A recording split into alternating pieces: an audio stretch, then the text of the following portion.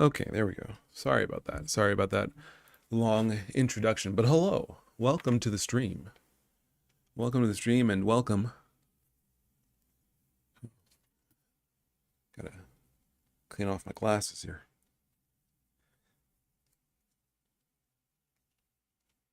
There we go. All right. Excellent. Welcome to another stream. My name is SolarLune. I am an independent game developer. I'm the creator of Master Plan. I'm the creator of Tetra 3D.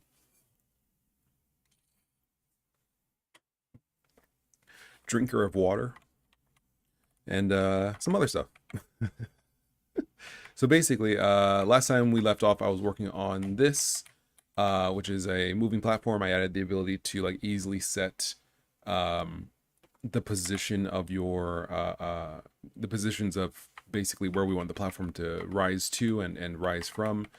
Easily set that in code, and so we added that ability, which is cool. So now we can tweak that a little bit. It's working pretty well. There we go.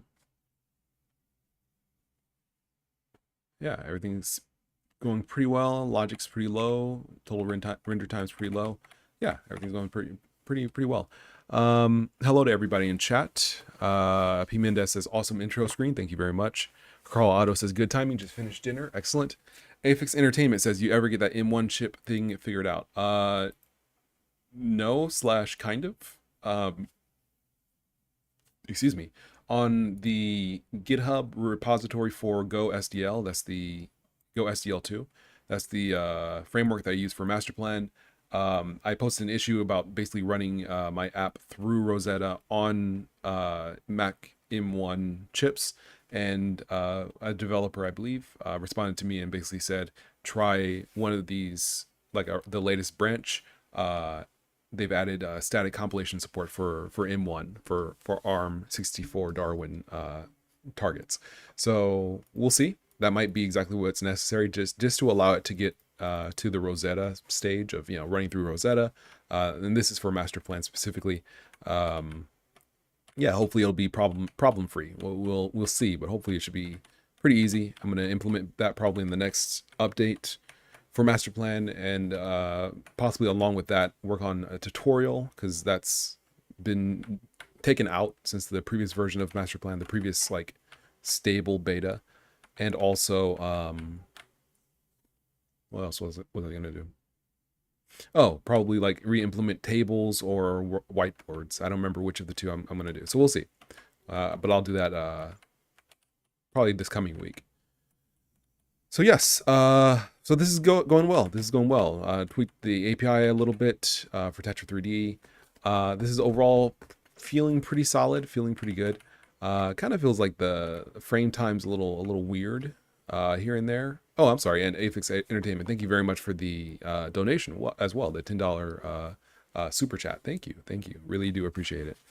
Afix says, I'm hyped for the new version of Master Plan. In case you haven't figured it out, I helped out the other day. Oh, okay, thank you very much for your assistance. Yeah, I mean, like, it's Master Plan is it's one of those things where I probably should work on it a little. Well, assuming I have time to work on it, I should work on it more. But at the same time, I kind of feel like it's best for people who use the app to work on it. I mean, like, of course, anyone can work on it. Everyone can work on it. As it's a source available project, the source is on GitHub, so you can download the source and work on it and, change things, whatever. But, it being a tool specifically made for productivity and for improving, your workflow in terms of planning out projects, I feel like it's most effective when I use it to plan out projects. So rather than just implementing things, I kind of want to like use it to make games, use it to plan out games and to keep track of things. And then I can more easily see like, oh, this is how tables should work, or, oh, this is, how this workflow should be, or this would be cool if it did this, as opposed to being a tool that it's just kind of like something that just has some features on a checklist and I'm just checking them off. Like, that's okay. That's, that's definitely fine, especially if the features have already been written out. They've already been implemented previously, or I already know that they should exist. That's okay, but I kind of feel like I want to use it actively to make stuff, and then I can like myself develop it and tweak it and improve it to be more uh, effective. Afix says, I wonder if adding some type of scripting language and with hooks and stuff would be beneficial rather than having everyone throw every feature into the repo and cluttering it up. I think that that's a good idea for mods. Like if you're talking about modding capability, adding like your own custom cards or things like that. I think if it's like bugs or fundamental features, that can definitely be implemented in the core code. But if you're talking like, oh, I want a calculator card, it's like, well, that could be a that actually is a cool feature that I could see adding. But some things like that are like, well, it's not it's not oh,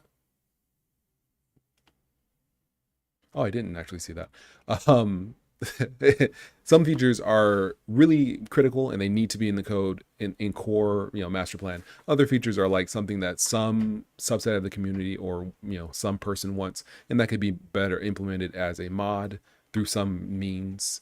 That could then be shared on the Steam Workshop as an example, or on a third-party repository. So I mean, like, there's definitely a way forward for that kind of like feature, but at the same time I do feel like a lot of things could, if the source is available, it's good to take advantage of it if the feature is a key feature, a key core feature. Alter Ego says, do you use raycasting as part of your collision handling as a measure against tunneling? No, the way that collision detection works is essentially it's pretty much how and this might be how all collision systems work, I don't know, but it's basically the way that 2D collision detection systems kind of work, where it's just checking data. Basically there's no well, let me say it. Alter Ego's comment was, do you use raycasting as part of your collision handling as a measure against tunneling? In the process of reading that, I realized I just read it. I don't know why it didn't register, but yes. So now that I read it twice, no, I don't do anything to handle tunneling specifically. What I would do is just either check collisions more often to avoid tunneling, or better yet, just not move faster than is possible to tunnel. So like, as long as I don't move half a cell into a, like if this is a cell, if this planter is a cell, let's say one cell in width, as long as I don't move more than one cell in distance in a frame, I won't tunnel. So tunneling is only something that happens if you move fast enough, and you have to be moving really fast in order for it to be a problem. If you're not moving that fast, it's not an issue. So just don't move fast and you'll be fine. That's how a lot of older games that had tunneling worked, was just they characters just didn't move that fast, so it was never an issue that you could tunnel in like Mega Man. I believe that's how they do zips, like the zip skips, where like the Mega Man gets stuck between two tiles and zips up to like bypass ladders and stuff. In the speedrunning community, I believe that's an example of tunneling, where he's partially in a wall and then in trying to find the nearest ground, he moves up to try to like land on it, and then he just slides up, something like that. That's only an issue if he gets in the wall, because he's never fast enough to miss the ground. He never falls fast enough to completely miss the ground. And that also is a even in a gameplay mechanic setup, like Mega Man's fall speed being capped, they took advantage of that in the Quick Man stage in Mega Man 2, right? So he's falling, and then you have these lasers coming in. If he fell infinitely fast, or he could just always fall faster, you could never have a stage like that. But by capping the speed, now you can have a level where things are coming at you and you're only able to move left and right, and you're always falling because the speed is capped. So it's not usually an issue for games to have tunneling, or to have a collision system that allows tunneling. It's only usually an issue if you move fast, like if it's or if you, I guess, have an object that's small. I guess that's another possibility, would be if you're making like a golf game or something like that, where the object is so small that it's possible to move multiple lengths of its own body in a single frame. Anyway, let's get going. So this is working. This is working pretty well. Yeah, so we have this moving platform is working as we want it to. I tweaked the colors a little bit for the lighting and things just to make it a little bit brighter, a little bit more visually striking. You might not be able to tell the difference. It's a very slight difference. But yeah, this looks pretty good. It's pretty solid. I think the next thing I want to do, because we got the HP readout at the top left, we got the moving platform working. It's not perfect, but it works okay. Yeah, works okay. Let's yeah, just kind of keep building this out, see how this works. We'll just do something like, I guess we can just do something like this actually. It might be good to visual. Let me see. Carl Otto says, does this use the same engine Tetra as the other game? Yes. Tetra 3D is not really an engine, but yeah, it's. I mean, it's not really a full engine. It kind of is, but you don't have to use the entire engine, if that makes sense. Like, you don't have to use the collision detection. You don't have to use the animation system if you don't want to. But yeah, it's the same engine. I mean, like, not like most engines are such where you don't have to use all of it. So I'm kind of just. Did I? Oh, okay, that's good. It doesn't really matter, but at the same, like, I'm splitting hairs, I guess is what I'm trying to say. But yeah, it's the same engine. This is, yeah, roll position. Okay. So we can go like that, and then, yeah, I'm thinking that maybe it would be cool if we had like the ability to visualize 3D vectors through some means. Let me look that up real quick. I just want to see how does Blender draw point GPU?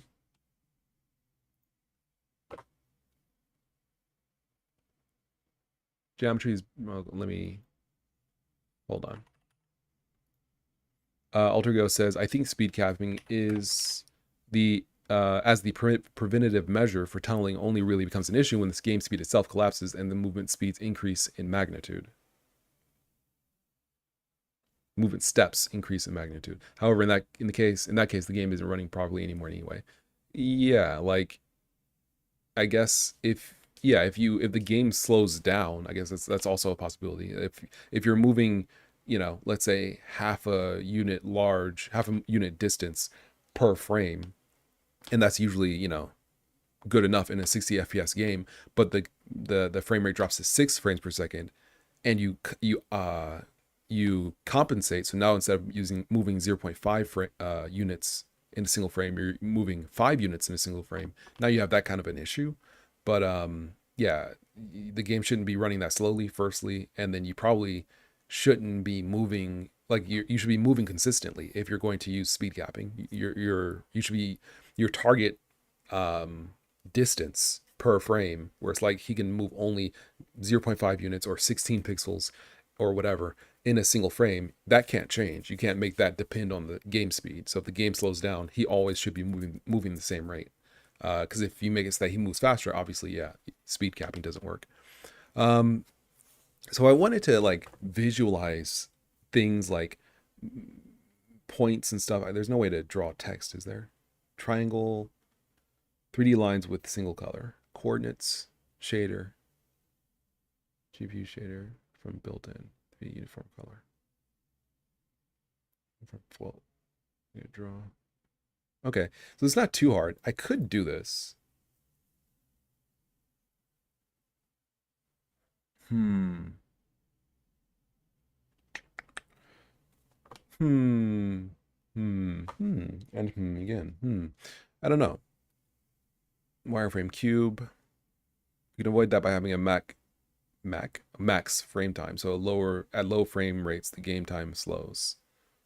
A max frame time. Yeah, that's true. That's true. You could do it a couple of different ways. Yeah, there's no issue with doing it as you need to kind of get the result you want. But I think in general, like, you can come up with an alternative way to avoid tunneling, apart from just not moving the character quickly. but that is probably the easiest and cheapest solution, is just to not move him quickly unless you need him to move like insane speeds. Rendering the 3D. Okay, so anyway, I'm just looking at this stuff. Custom shader for 3D dotted line. Okay. Well, here's what we could do. I'm wondering, I'm thinking, let me move this back. There's no, I thought, was there some way to draw text in here?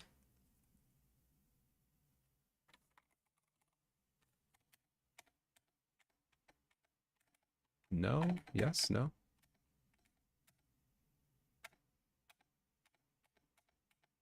"2D image, generate a texture using off-screen rendering, 3D view into a texture." Yeah. So I'm wondering, like, I kind of like the idea of being able to see the properties of an object, like, near the object. Because if I'm gonna allow you to draw the like draw points, well, that's not necessary. It's fine. Well,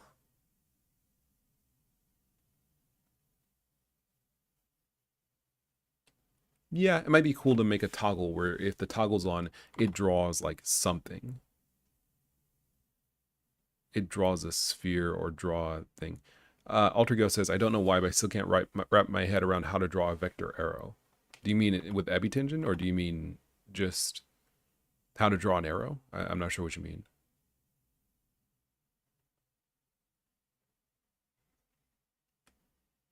Yeah, I'm going to assume that I'm just looking through this stuff, I guess, for now. I'm just looking at these options.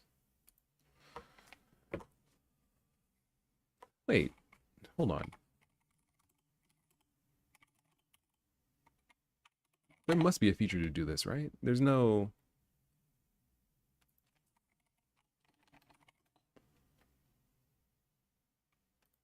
Yeah, BLF module. Is that what it is? Yes, okay. BLF. How old is this? June 1st? Okay. BLF. Font drawing. Okay, well, that's it. Because, yeah, it can just draw. Okay, so you set the size, you set the position. All right, so this could work. All right. So then, oh, do I really want to do this? Could I, or rather, could I really do this? So it would just be basically that, yeah. I don't want to do that right now, but I will write this down though. And now that I know how to do this, I'm gonna write this down in the README for Tetra.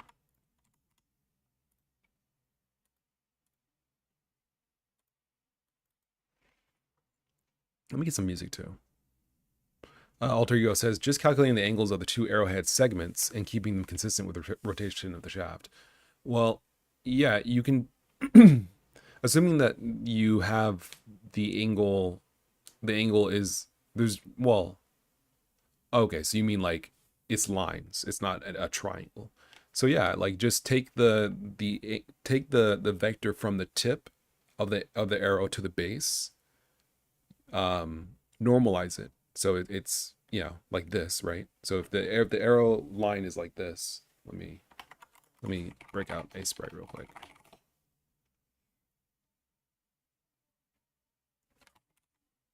We'll just give me like a 256 by 256. It's pretty simple, I think, if I understand your problem, if I'm walking through it. So you have a line, right?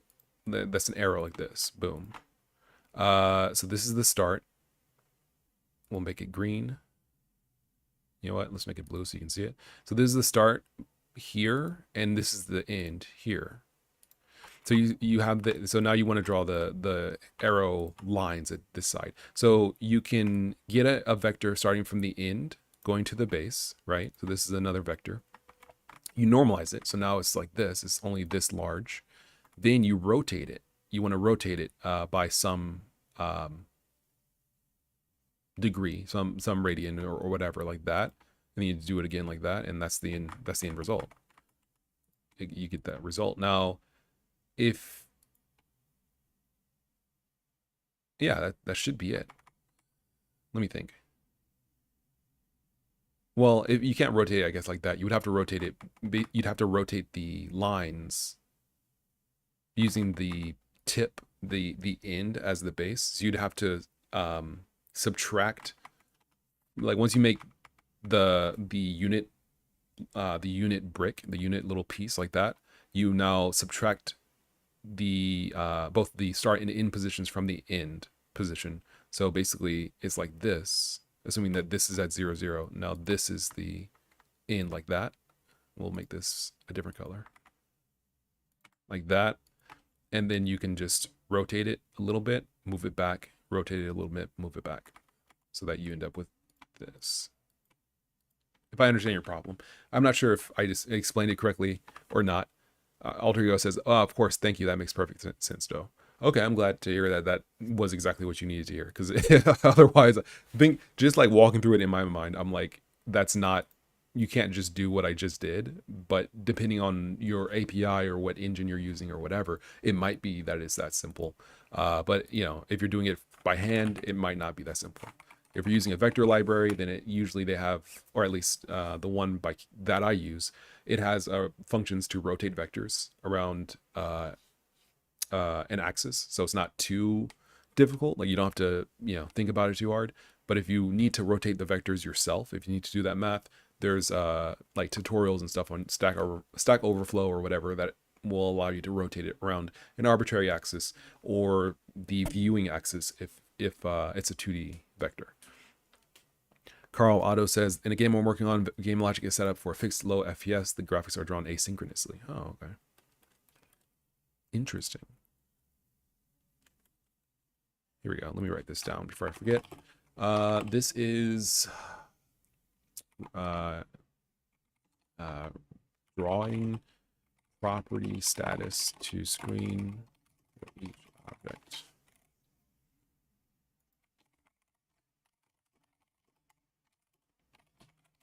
All right. Overriding this has been done also. It's not done as well as I would like, but it's done. I'm just gonna.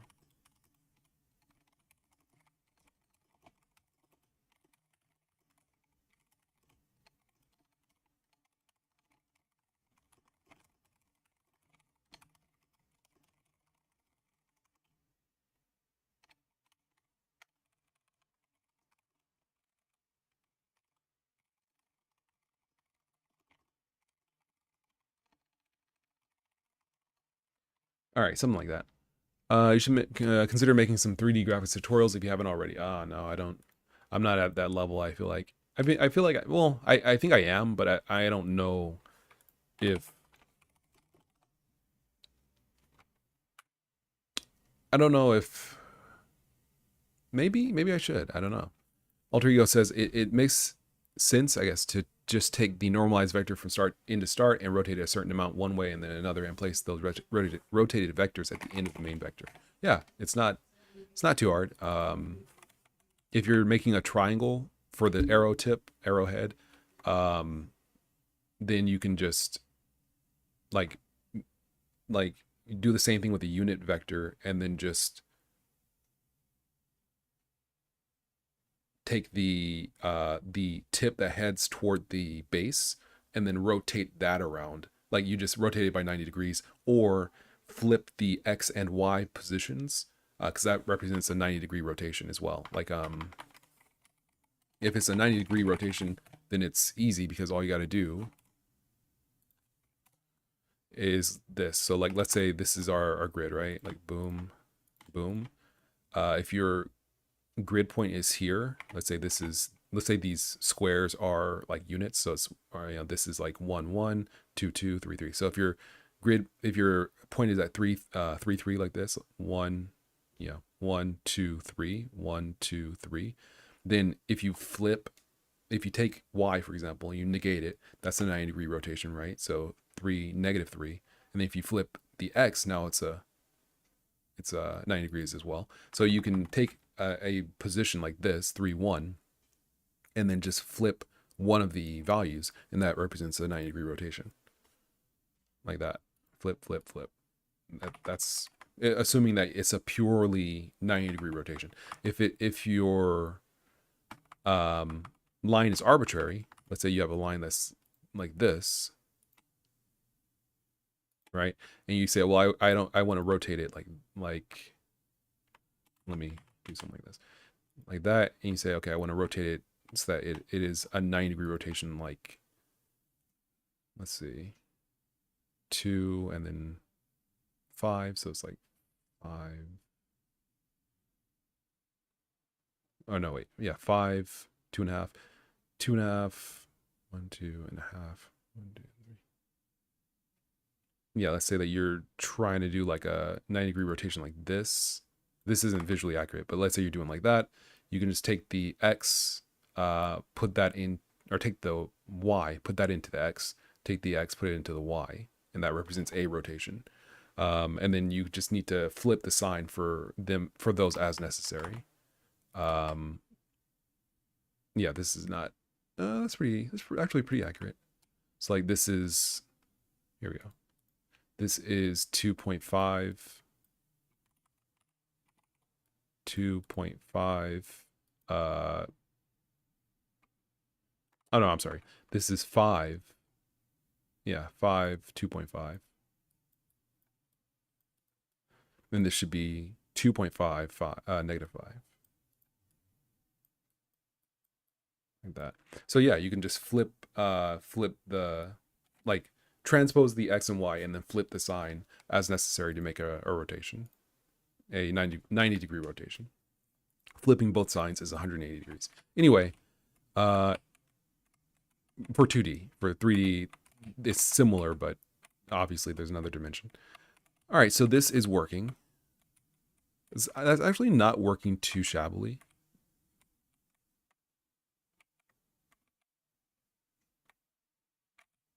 It's a little like jumpy, but it's not bad.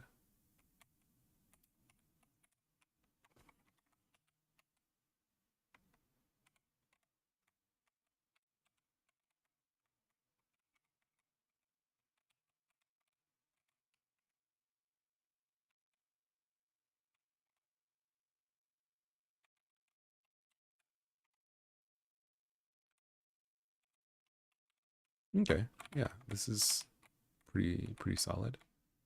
Don't take off without me. Thank you.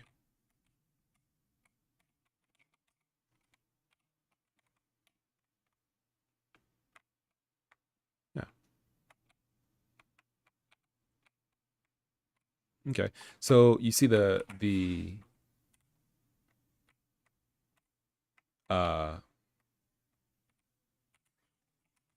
I can't think of the word. The support legs like disappearing is because our far distance for the camera is like really, it's still in view.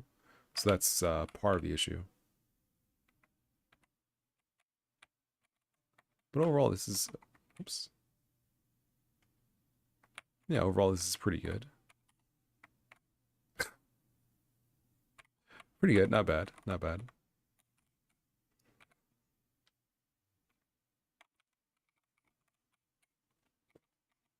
Yeah. But I think I'm gonna run into some rendering, like render time limitations. The thing that I realized when I was thinking today, I never did this correctly, but in making this renderer, in managing this renderer, let me get some music going as well. In managing this renderer,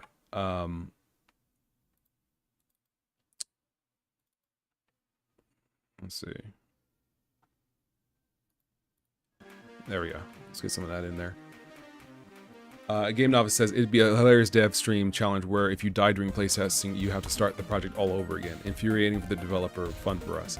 I mean, like that's true. It would be infuriating. It also would be kind of easy for the developer to just work around by not implementing death until like the last thing he does. It's just like, okay, well, if whenever I die, I have to start the project over, I'll just wait until the project's done to implement dying. Because I mean, like, even now, death doesn't really mean anything. Even in this state, it sets your health to 0. It sets you. But like, without text that says you died, without goals, you know, it's like you don't really, it's just kind of it's a weak death. It's not a true death. So I mean, like, if you want it to like really have the developer stick to it, where it's like, oh, you fell off the stage, so we're gonna call that a death, you have to start the project over, that's just impossible. Like, I don't think, I mean, like, figuring out what you should do when you die is part of the challenge, part of the development process. Is like, oh, how should this work and what should happen here? Okay. Oh yeah, so that's what I was gonna say. So in making this renderer, something I never did was I never properly used indices. Basically, each triangle being rendered has its own vertices, because I was basically under the assumption that shared triangles that share adjacent triangles, you know, as just an easy way to understand it, adjacent triangles that share vertices can't have their own like UV values and things. That's true, but when you make a model, the 3D modeler probably would make individual indices for those vertices, where they are shared between two triangles and have their own UV values or vertex colors or whatever. The modeler would handle that, so I don't really need to do that. So in other words, I think that there's like a 33% gain in ideal or optimal circumstances. I think there's a 33% gain I could get out of the render frame time, the render process. Yeah, so I need to do that at some stage, because that's a lot of performance to leave on the table. Yeah, so the rendering process, transforming the vertices would be 33% faster in an ideal world. Lighting, I think, would be the same. But the total render count would be the same. Render triangles would be the same. Logic, like physics detection, would be the same, I think. So it would just be 33% for triangle transformation. So that's not that big of a deal, because in terms of rendering, triangle transformation isn't a lot. Like, it is a lot of the render time, but it's not the majority. So it wouldn't be actually a 33% speed increase, although it might be a significant amount. So maybe I should actually do it. Weedku says, how's it going, with the super chat? Thank you very much. Thanks a lot. I appreciate it. And it's going okay. It's going all right. Doing okay. Game Novice asks, which parts of this were GPU again? The drawing the triangles is GPU. Transforming the triangles is CPU. So triangle transformation, physics detection, you know, everything except for basically drawing the triangles and doing the depth texture, which is what you just said as well. So that's not it. There we go. So when rendering the screen, we basically draw all the triangles using the GPU. You know, because I mean, how else are we going to draw triangles, right? So we're drawing triangles to using the GPU to a depth texture, using vertex color, using basically depth from the camera encoded into the vertex color of each vertex of each triangle. So you can see in the far distance it gets red, and in the close distance it gets blue. That's a packed depth texture where the different color channels indicate the depth overall, like the bit depth, like, or the depth of the triangle, whatever. It's the depth. The depth texture is visible here. So this is the GPU renders the triangles to the screen to a depth texture. That's what we're seeing here. And then when we draw anything else, it basically compares the depth of the new thing compared to the existing depth texture and says, hey, this is in front. So for example, when we do this, like when we do this, the car draws behind the planter here. Yeah, so you can see, I'm trying to see if I can get a shot where you can see it. I guess this is an example. So like here, the triangles that comprise this like fence post is behind this ground, these ground triangles. So you can see it cuts off there like that. That's the idea. Game Novice says, is Ebiton built on top of SDL or something like that? Tetra 3D uses Ebiton on their hood. Yes, that's correct. It uses Ebiton, also known as Ebitingen now. And Ebitingen uses GLFW. GFW. Hold on. Am I tripping? GLFW, right? Yeah, GLFW. For some reason, I was thinking it was GFLW or GFWL. Games for Windows Live. I was like, why does that also sound... Why does that also sound like a thing? GLFW is what it uses for like input handling and drawing triangles and stuff. So that's what I'm using to make this 3D stuff work. Yeah, so that's cool. All right, so I'm not sure if I'm gonna end up doing anything. Let me write. I wrote this down, but I forgot to say exactly what this is. Hold on. Let me go back to Tetra 3D because I forgot to write down how I was going to do this. So here we go. Tell if we're drawing using BLF, and GPU. There we go. So now I can come back to that and use it as necessary. Altergo says, does the car move up and down using a sine wave? Yes. Yeah, that's correct. Game Novice says, that's interesting. Any reason why Ebiton specifically, with how well SDL2 has worked for Masterplan thus far, it seems like Tetra 3D could work well for that. Plus, you can integrate with Masterplan. That's true. I could have, but at the time, I didn't really think that I could get this far. Just to be 100% with you. When I was implementing this, I was just like, you know, there was no way I thought that I would be able to get a convincingly 3D like game. I thought for sure it was like, no, there's no way this is going to be doable. It's going to be too slow. And you know, when you're starting work on it and you don't know how to do anything, it's like, yeah, I'm getting like one frame, you know, I'm getting like 10 frames a second. There's no way this is going to be fast enough.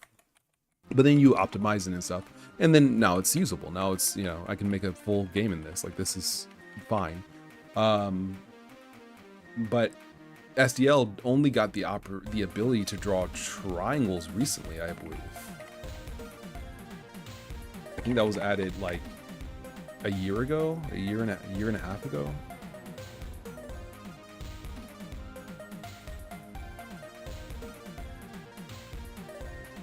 SDL render geometry raw might be what it is. Like that would be basically what I'm looking for here.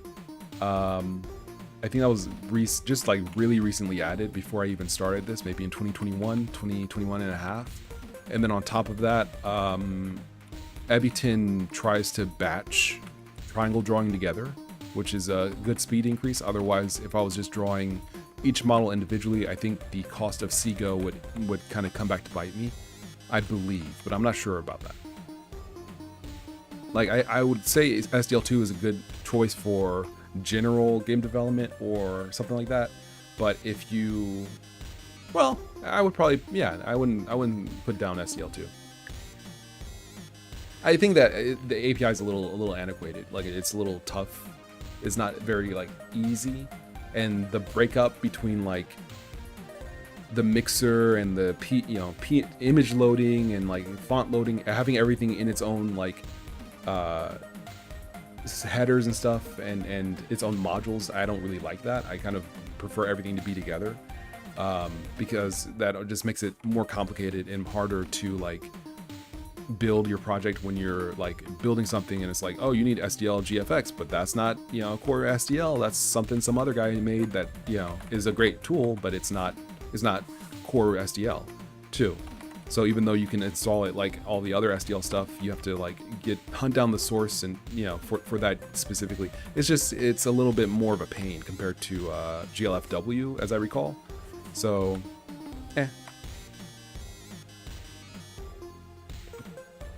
SDL's interface is a nightmare.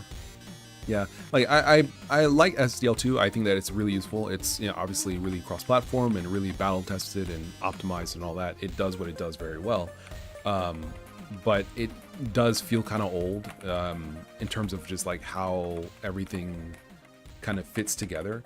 I feel like GLFW might be a little bit more modern and more just kind of like simple, although it doesn't do as much, I think, as SDL2, maybe in terms of general input management and things like that. Maybe, I don't know. Controller compatibility, yeah, it does do that really well. All right, anyway, at least I believe it does. All right, so I'm not sure if optimization is something I'll do right now, because I kind of feel like I could optimize, but at the same time, I'm not sure if I even can optimize. Maybe instead of optimizing, although this is kind of cool that you can like see like the rest of the level. I like that like sense of perspective. But yeah, at the same time, we're hitting like 4 milliseconds, 6 milliseconds render time. That's just too slow. And we're also falling below 60 FPS. I'm not sure why.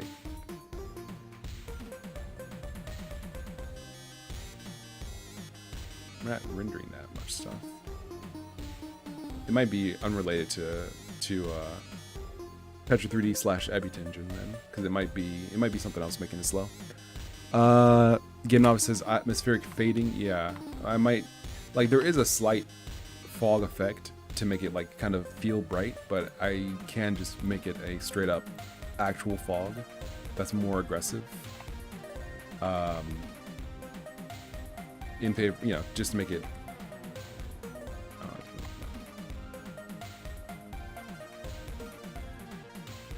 Just make it a little bit better. Let's see.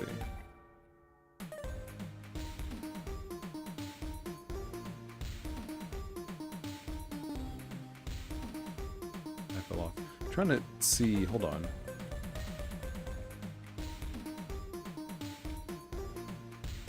Yeah, so you can see it there. Let me tweak this a little bit. Oh, it's because it's dark. I was like, why is it so dark? It's because it's dark.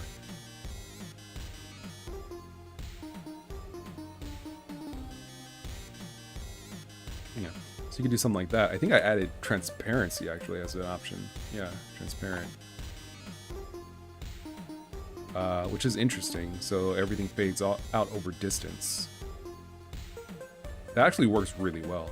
Or at least fairly well. So I think we could probably push it something like this.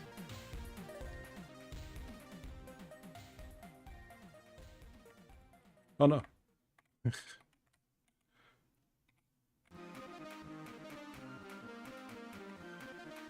How did I, what? I got trapped. What in the world? How did I get trapped in the thing? I got trapped in there. Okay, well, how did I manage that? I think I was probably like partially on, partially off. That doesn't look half bad. It feels kind of like a PlayStation 1-ish kind of way to do it. I like it. I like this kind of like, not PlayStation 1, but maybe PS2. Like that kind of feels cool. Yeah. So let's do that. We'll do this. We'll push it a little bit in, and I think we can afford to change the camera depth a little bit, make it not as aggressive. Transparency with depth buffer. Yeah, that's what I'm doing. That's how it works.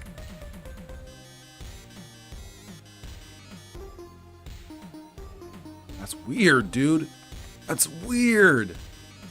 That's so weird. I fell off. How did I fall off? Alright. That's so weird. That's a really weird effect. I think what I'm gonna do, I think I might keep it like this. I might keep it like this. I think it's a little dark. Let's tweak this a little bit. Let's go like that. So we can have some editability here. Make it a little bit brighter.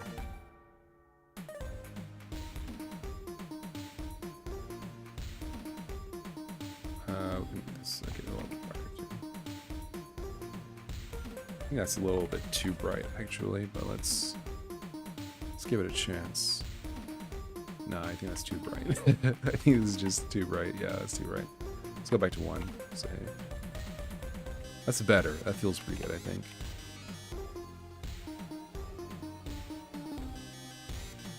Okay. Something like that. Okay. Oh, yeah, I forgot. This crashes. I think I need to not destroy the resources before I do this. Did their texture map mask to the transparency? At least in OpenGL, no idea how you do it here. That's true, I could add a texture map. Because this is done with shaders, so I could still, you know, I can do everything I would normally be able to do in a situation like this, more or less. But yeah, I could add some dithering. Dither that transparency. Yeah, I kind of would be a good idea. Let's see. How would I do that?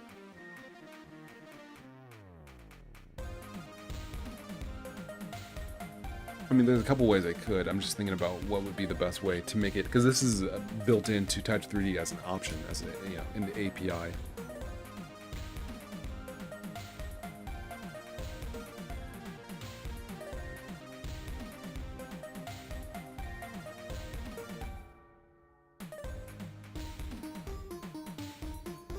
Let's maybe look it up. Altergo, I don't think your comment didn't show up. Let's see. You said you can't get around that and you're locked into their vector type, which lacks basic vector functionality. Oh, SFML's interface, except for how it renders shapes. Oh, okay. I see. Dot cross mag norm. I see. Oh, it lacks that? Well, can't you just like use your own vector type and then just plug the data into their vector numbers? I assume you could. Yeah, I think dithering actually probably is necessary here. So what we're gonna do, because I'm not sure how we're gonna do this. Let me see here. Transparency. Maybe we gotta have multiple transparent modes. Like one is basic transparency, one is dithered transparency. It would be nice if I could provide a texture to dither with, but I don't know if. Well, let me see. Let me see how does everyone else do it? Let's see. Dithered transparency, GLSL. Screen door transparency. Yeah, this dude, this guy. No alpha blending. Pixels are written into the depth buffer. No sorting required. Can easily be added to most materials. Oh, that's true. I don't know why I said it like that. That's true. It's unnecessarily awkward. I can understand that. I can see that. Threshold matrix with 4x4 threshold values to create possible to create states is used in this image ordered to and then Bayer matrix. Oh, this is the Bayer matrix. Okay. Convert rotation. The more states we need bigger matrices. All right. So how then? Oh, clip. Oh, okay. Clip alpha minus threshold matrix pos.x. Oh, okay. So that's it. This is it. Okay. Well, here's what we're gonna do. Cause fine. We're gonna implement this. Let's do this. Let's do screen door transparency. Now, I can't think of a situation where we would want. Oh, we might want. Well, you might want some transparency sometimes and other transparency other times. Let me think. Do I? I guess I think I would want actual transparency in my game because it's not that big of a deal. But Bayer matrix transparency for this. So I'm gonna add this as an option, Bayer matrix specifically, because like this doesn't look that great. I might have been under the thing. I might be one. This doesn't look that great, but I can see the utility of having like a transparent, transparency on like objects in the foreground as an example. Yeah. So here's what we're gonna do. Is it code yoinking time? Yeah. Let's call it code yoinking time. Let's say it's time to yoink. I'm gonna yoink some code, just real quick. Hopefully nobody minds. Just a little bit of code, just some code. All right, let's go over to Texture 3D. What was I working on here? Was I working on something? I was working on something. Oh, I really should commit this then.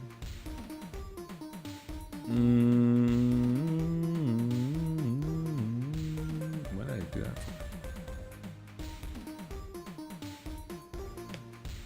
for? Okay, that's weird.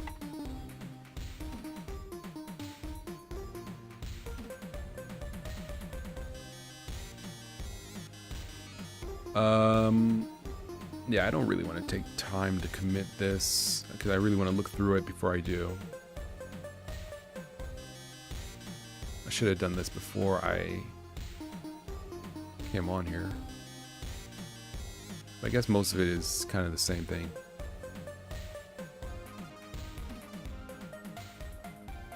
Meh.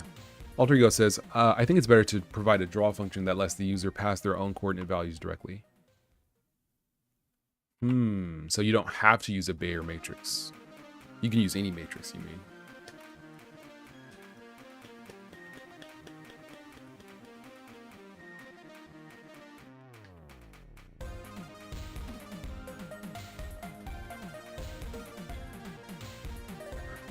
I don't know.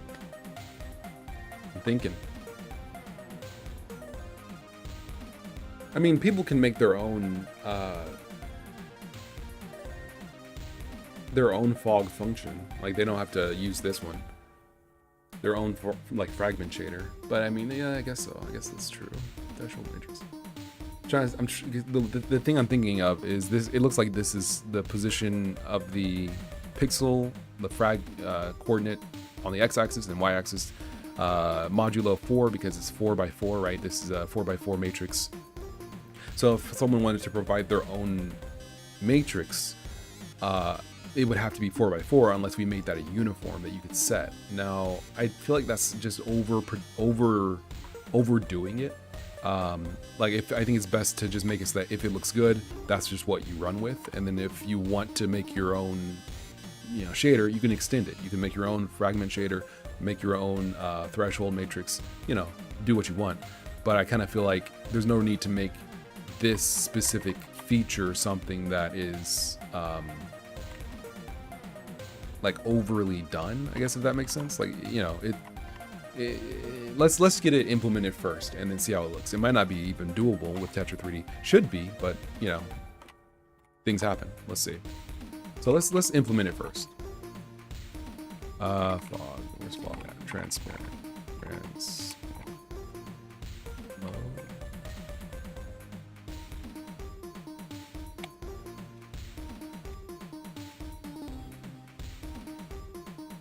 Where are we at here? Is it here? Yeah, fog.a is 4. Okay, so this is the transparency mode. All right. So mix. Okay. Right. So here's what we're gonna do. I'm gonna assume that no one would want a transparency mode like this.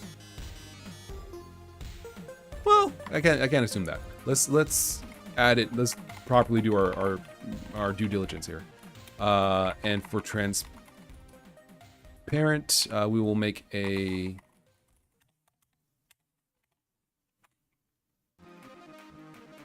fog mode. For this, we'll add a specific transparent fog Bayer underscore. This is just a bool, actually. I don't know why I'm doing it like this. Hold on. There we go. We close this. There we go.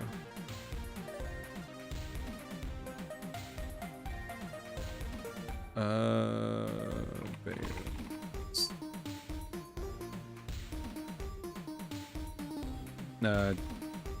Dithered transparency.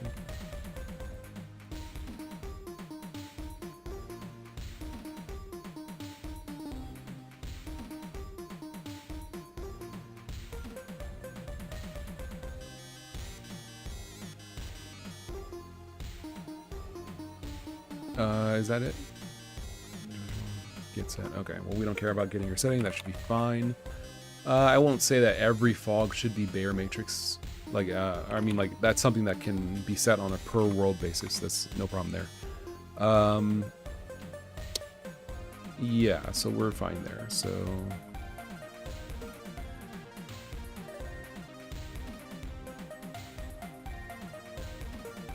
all right, there we go. Now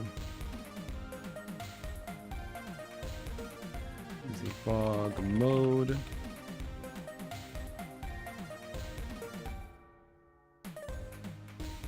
Oops, it's not else box.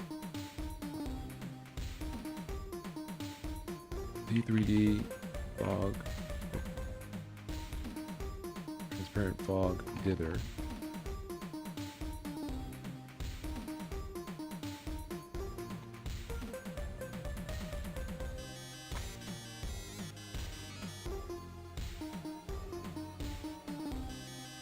There.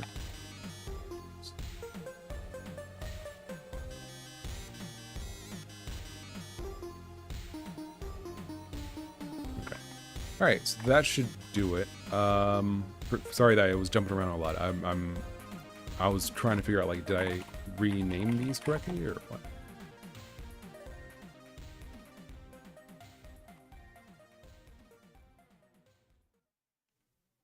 It's rendered. Okay. Do the transparency. All right, there we go. I guess we can default that to be true. That feels like you wouldn't have massive transparent textures on PS1. Dithering is something that was in PS1, but that was built in. I don't think they had like transparency or fancy frame buffers and stuff, but you could kind of get away with that. I don't think you would have just like straight up transparency like we had. I think dithering between two, scenes would be kind of more what you'd see. So in other words, this seems like it'd be a good option. All right, so that's good. Now we're gonna go over to camera. Game Novice says, with the amount of work you've done between this and Master Plan, I think you could make a pretty decent living making courses. Maybe so. Maybe I should give that a shot, because it's like, but I mean, like, who wants to? I think I have to be like successful. Like, I don't have to make something in order to be. Like, I feel like I have to make something before I make courses, especially if it's talking about game development. If it's talking like maybe graphics, programming and stuff like that, maybe. But even that, I kind of feel like I would just be more or less regurgitating what I've already learned from other sources. But like, I kind of feel like I want to make a game or two, and then be able to say like, if you've played these games, then you've played my games, and I made them from scratch. Hi, I'm SolarLune. Check out my Udemy course, Udemy, whatever, however they say it. Check out my Coursera course. Like, that's something I could do, but I kind of feel like I need to like have something that people can like hold. They need to be able to smell the smell of. I'm done. That's it. Regular games, that's fair, would definitely give street cred. Yeah, I feel like at the very least I want to have a couple, one or two games where people could play it and be like, okay, this guy at least did this stuff, as opposed to being just kind of unknown. I don't know. I don't feel like I'm there yet. I just don't feel like I'm there yet. Not quite yet. Fog. Video demos can still act as a decent proof in the meantime. That's true.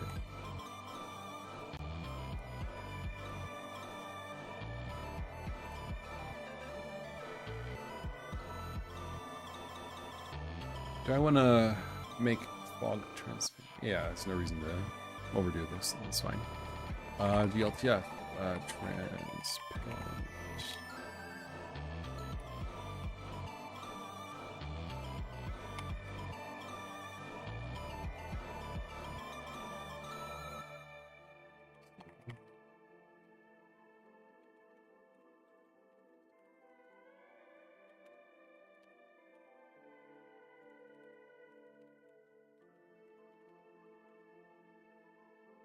Oh, I see. I was like, why is this not why isn't it conforming to any known method of Like, why is it working like that? Doing that. Let's see. Hold on.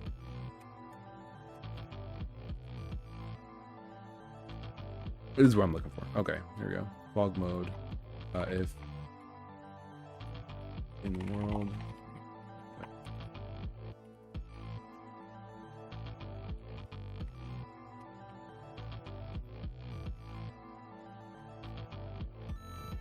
All right, so I think, yeah. All right, I think we're good. Let's go ahead and restart Blender.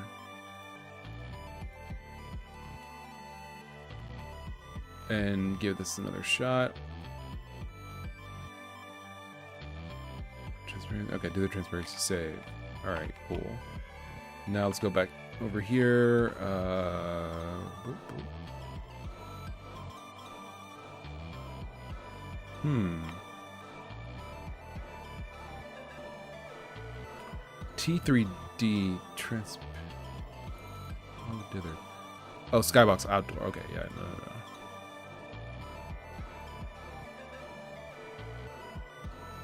No, this is it. Yeah, where's the transparent thing?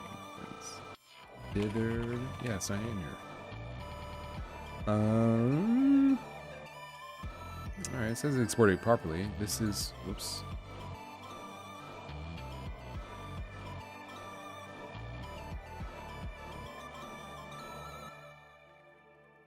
Okay, there it is. I guess I just didn't. Oh, it defaults to true. That's right. That's right. Should I default it to false? No, this is fine. Okay. All right, so let's go back to here. That's fine. If we're transparent, then world data transparent. Okay.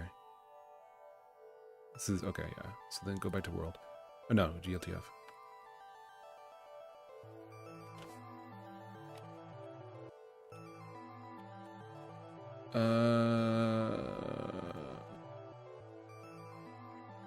Dither transparency.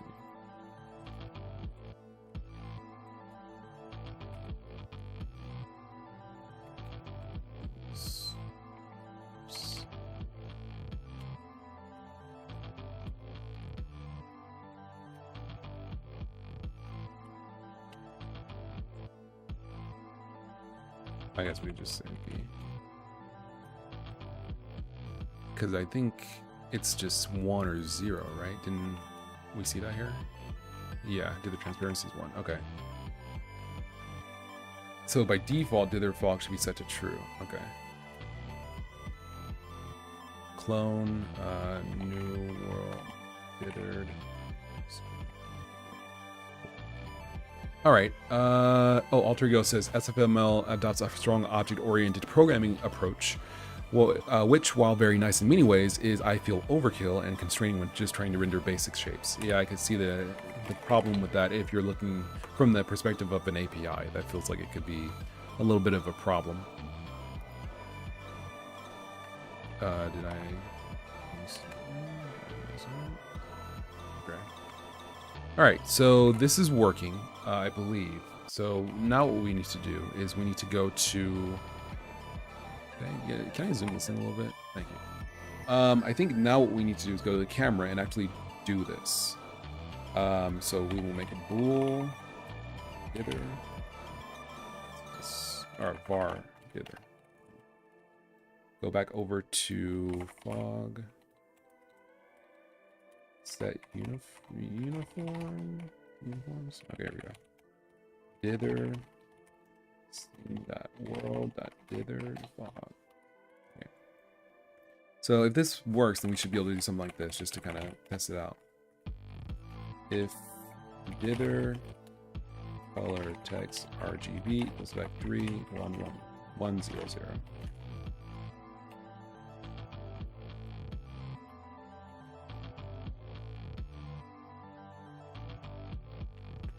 Crash.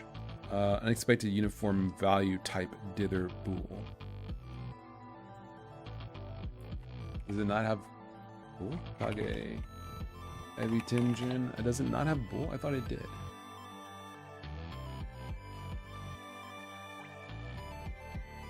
Yeah, bool. uniform. Can assign a value into a uniform variable. Start with okay. Uniform is it? Okay, well that all sounds well and good. I mean, like, the keys are the names of the uniform variables. The values must be float or an array of floats. Oh, okay. So it has to be float. I see. So then we would say.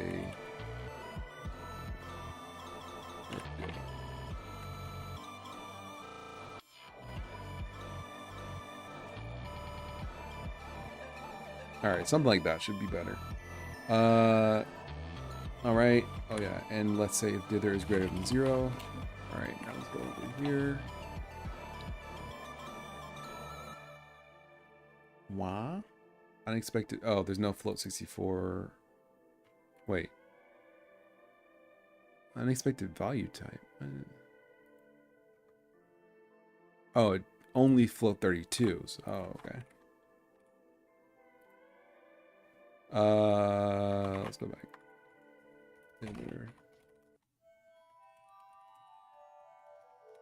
There we go.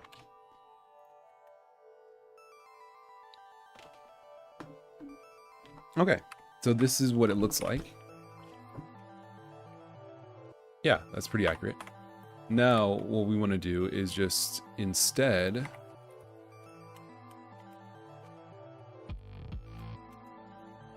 There we go. Instead, we want to handle dithering differently. This is going to unfortunately add another branch here to our code. It might be better to make the fog... Oh, I see. It might be better to make the fog a separate option so that we don't have another branch here. Now that I think about it. But let's get the code working first, and then we can see what it looks like and everything. Okay, so I'm just gonna crib this. I'm just gonna crib this real quick. I assume that this is open source. I mean, like, well, it's copyright, so no, I'm not gonna crib this. But I might be able to crib this. Let's see.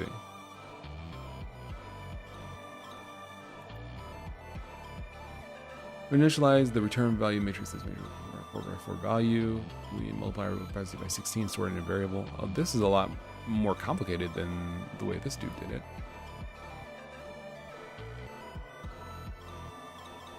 Oh, his is a float 4x4. Oh.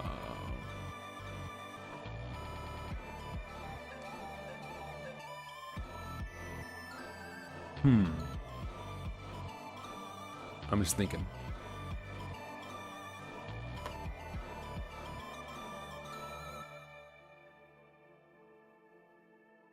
Yeah, I feel like this is, like, overly complicated. Maybe?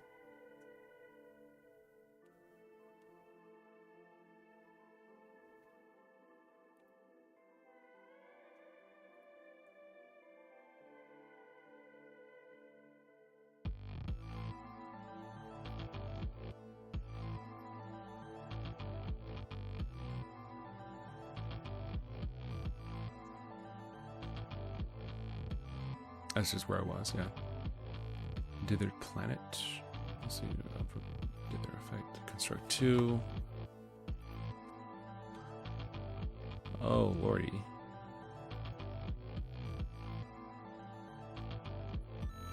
What?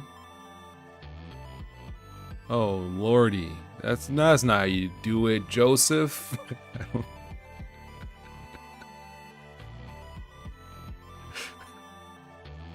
I don't think that's how you... I mean, like, you can do... I'm sure this works. It's just... It feels like you got, like, 7 if statements, bro. Like, I don't think...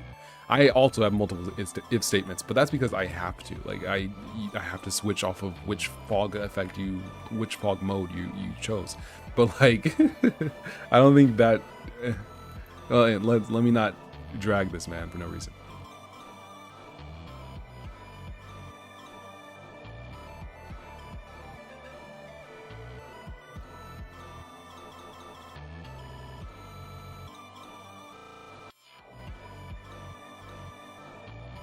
Okay. So I'm just going to use this as a baseline and just start off with that. So if we're dithering, let's make the matrix here. Can we use a const? Can we do const? It's going to be a float. Can we do that? Let's see. Does it crash? Does it like that? Does it not like that? It does not like that. Yeah, okay. We can just do, hold on. Fog. Is fog in any of these? I think in the transparency demo it's there. Yeah, okay. So at least we can use this as a stopgap solution to kind of get us where we want to go to start off.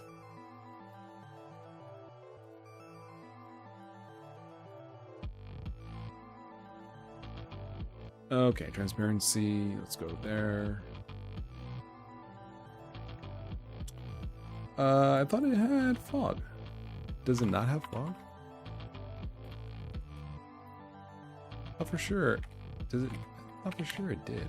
Did I turn it on manually? Yeah, there's fog. I must have turned it on manually. Let's see.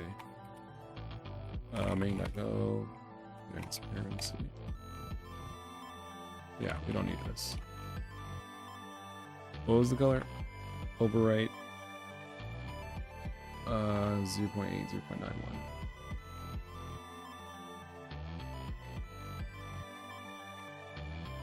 And there's no other options? No.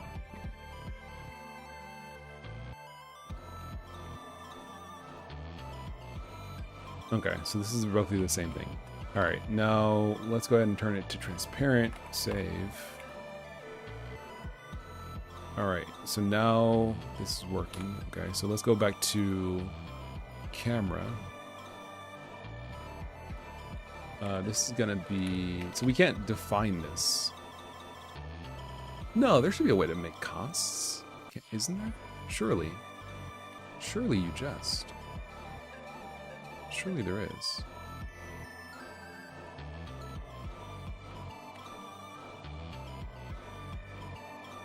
I mean,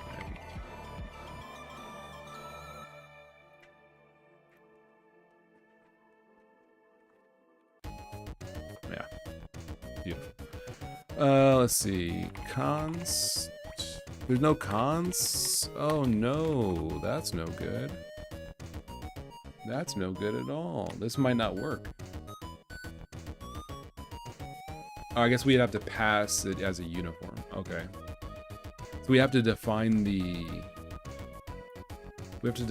it out of the shader and pass it in, because there's no const variable, a const definition in Kage, which means, yeah, I don't think there is, which means, well, I don't know that. Let me see.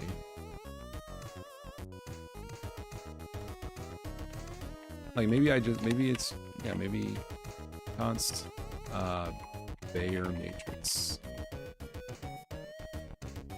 Does it have const? Does that exist? It does not. Okay, so if there's no, oh, missing constant value. Okay, so it does work. All right, so does this work? Unexpected type flow 64. Oh, okay. Well, like, is this valid? Constant expression must be a number, but not Bayer matrix. Constant expression must be a number, but not Bayer matrix. Is it? Brain length was just fine. Okay, so it has to be like this. Like that. All right, hold on. Let's just try this. Float is 2. Game Novice says, is the shader code just Go functions? Yeah, this is Kage. It is a shader coding language specifically defined and written for Abitingen. That is basically Go, but for shaders. So it's useful. It's made for Ebitingen and it's like basically Go, but with some additional features. Bottom of the desk says, I spent so long making dithering work for a project I did recently. It was a nightmare, but I found a nice shader recently. Excellent. Glad to hear it. Yeah, that's, I mean, like, nothing worse. This isn't the, hold on. Am I just crazy, or is this, yeah, it doesn't like that. Invalid constant expression, Bayer matrix. Invalid constant expression. I'm not sure how you write, then, a fixed array as a constant. Maybe, I mean, I can use a uniform, that's no issue, but like, do I have to? Bayer matrix, 2 float, 2 float, 2, 3.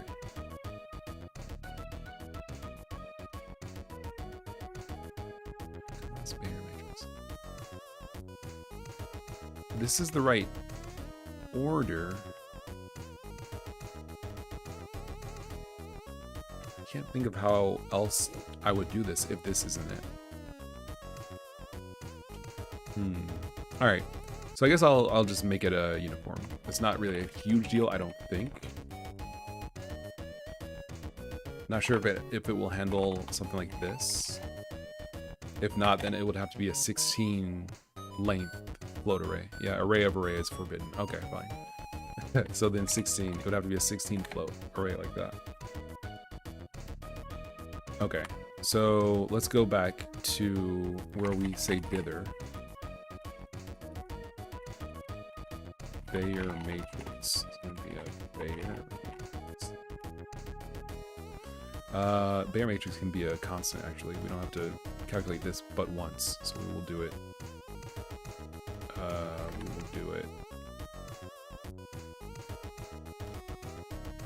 Here, I guess.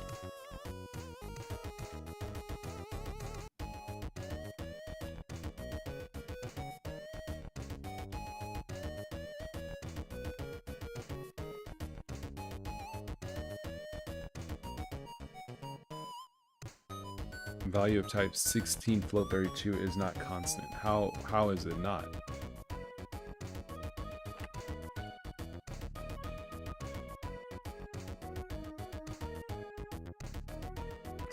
Float 32 literal value of type is not constant.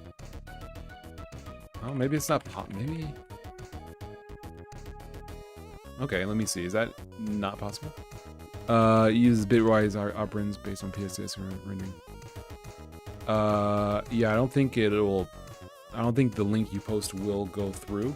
You can try like maybe posting it and then putting a space after the HTTP or something, or after the www, because it does seem like it doesn't like to let links go through in the chat for whatever reason. Or you can put it in my this is him. You can put it in my Discord. You can put it in my Discord. Let me see. Golang. I'm falling down a little bit of a rabbit hole, but this is still interesting. Golang constant float array. Is that just something that can't be done? Declare a constant array. An array is immutable by nature. Okay. Well, I was like, you know, if an array is constant, then that means I can't change it. Like, you know, I thought maybe basically Go would just be like, you can't change this if it's a constant array. All right, so that's fine. We will, it can't be a constant array. It has to be declared all the time. So we will declare it all the time. We'll declare it here. That says constant. Oh, I guess we got to declare it here. It just has a oh yeah, we can just make it a variable. That's fine. All right. Afix says, I wish I liked Golang. I tried. I like it. I like it, but I can understand why people don't. It's there's some stuff that's not good, or not good, but stuff that could definitely get on your nerves.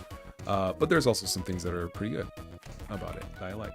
So I'm just gonna take this. It seems like this is just the Bayer matrix formula. Essentially, we're just gonna copy this. He puts it in there. Oh, there's the dither table. 0, 8, 2, 10, 12, 4.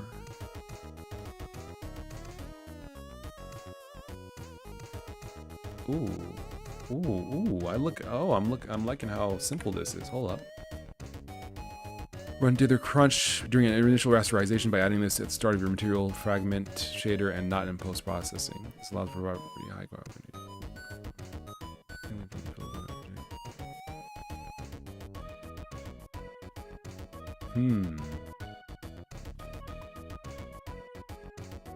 Yo, thank you.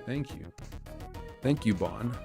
Game Novice says, are there any parts of Golang that get on your nerves as well? Yeah, I mean, like, I kind of got over it, but the like whole you can't have a variable that goes unused. I don't like that. It's just a minor annoyance now, but at the beginning it was just like, it was a little frustrating. Now it's not important, but it's just, or maybe it's just equally as frustrating. Maybe I never got over it, and I just mildly am like, whatever, you know. Let me take that out. But yeah, that's annoying that you can't have variables that you don't use.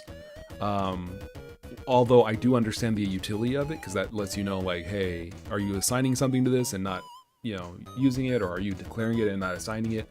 That could be a bug. But then you can have a function that has arguments and not use those arguments in the function, and that's fine, which is a little weird. But that's kind of annoying.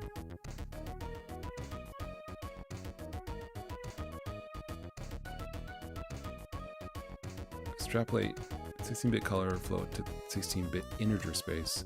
Dither is equals this dither table. Ex over 4. Py over 4. So dither divided by 2 minus 4.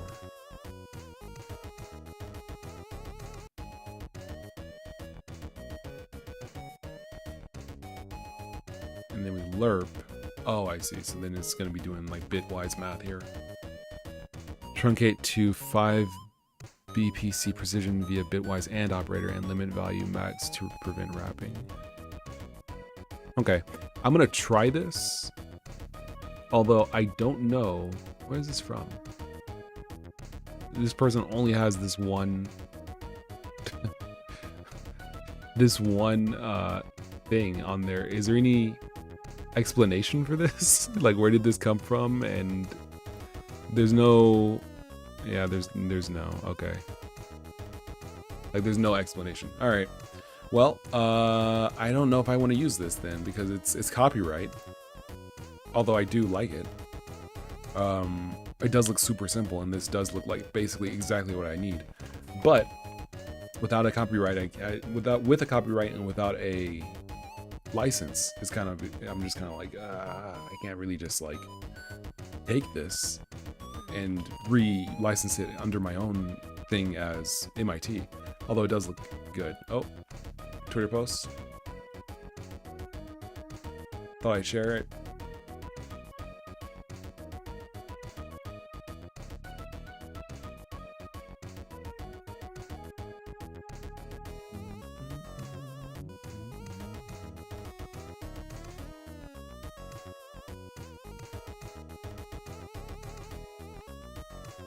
Let's see.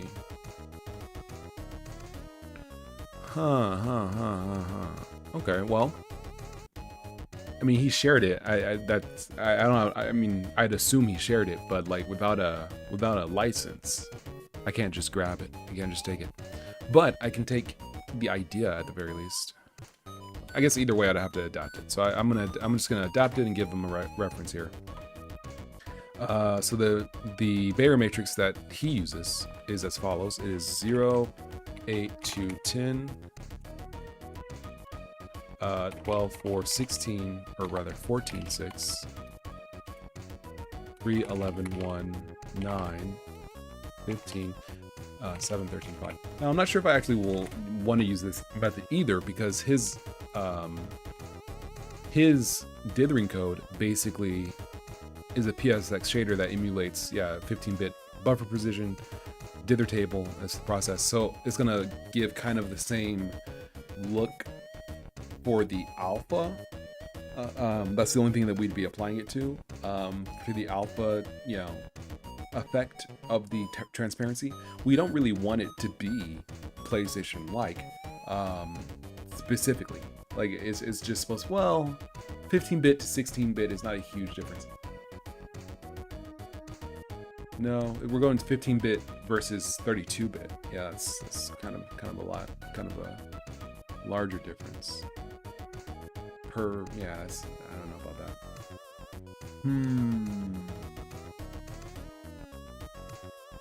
I don't know. Let's try. What was the other dithering thing I was looking at?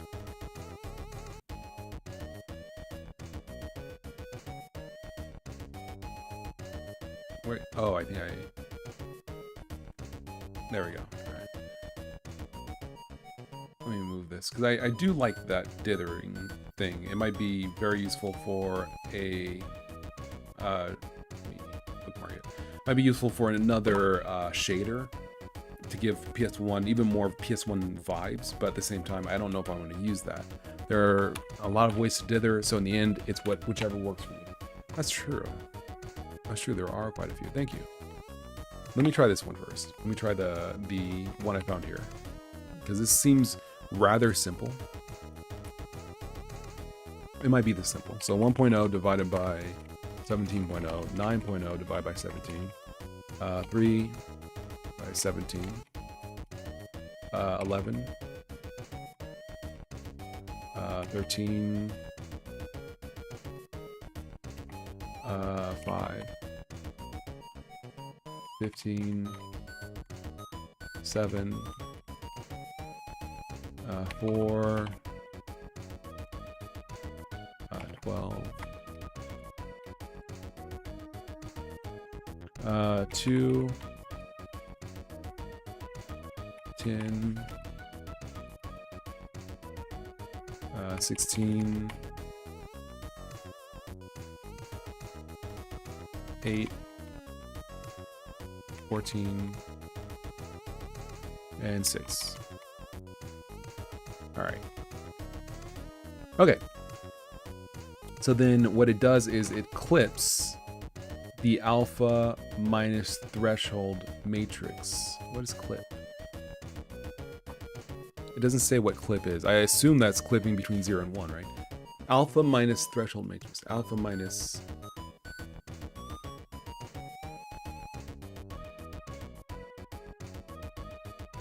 Oh, I see. Alpha minus 1.0 divided by 7. Okay, so like 1/17, 9/17, 3/17, 11/17. I see. So it's alpha minus that. It clips it to be between 0 and 1. And then there we go. Okay. Let's give it a shot. Let's give this a shot. So Bayer matrix is here. All right, so let's see if this gets sent in as we hopefully, hope it does. It does not. Unexpected uniform value type Bayer matrix 16 float. Oh, it just needs to be like that. It doesn't like not a slice.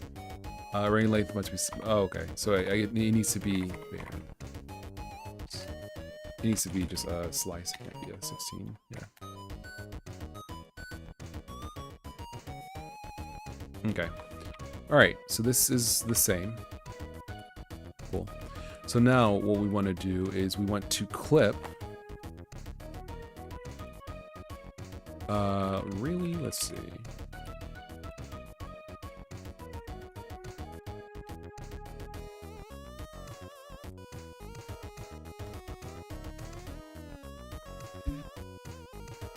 Excuse me. I don't think there's a clip function in here.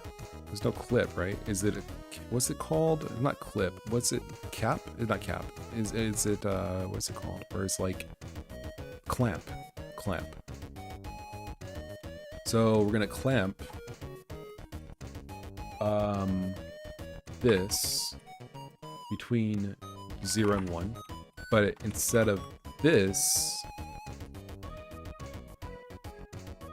we want, instead of that, we want, was it? Bayer matrix position? No, text board.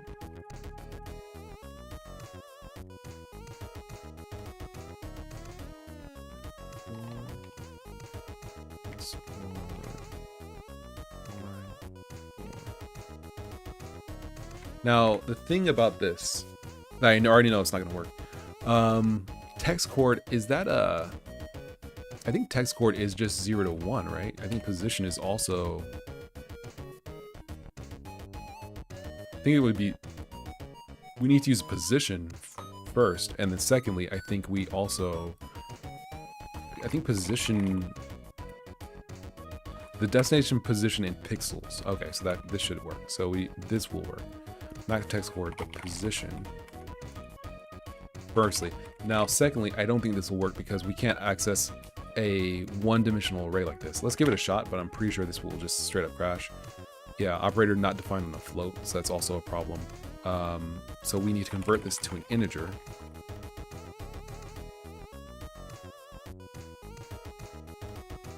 Like that. This still won't work, but let's see. Unidentified, unexpected identifier Bayesian matrix. Yeah, this should be capital B. Still won't work. Index operator cannot be applied to the type float. Yeah, so we have to read this as though it is a two-dimensional array, even though it is one, or as though we have to read this because it is one-dimensional. So that means that it's going to be this. I think it's going to be this plus this. Let me just think. This isn't it, but so the position y.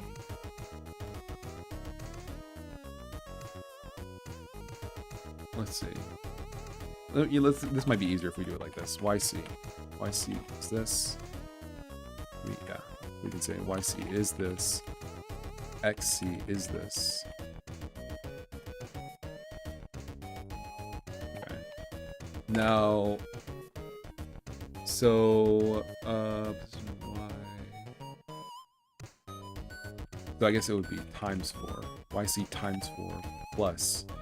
Because if its position Y is 0, position Y is 1, that's 4 over plus X, right? So it's 0, 1, 2, 3, and then 4, 5, 6, 7, and then, yeah. So I think that should kind of get us there. We can do this just to make sure we get the right order. I think that should be it.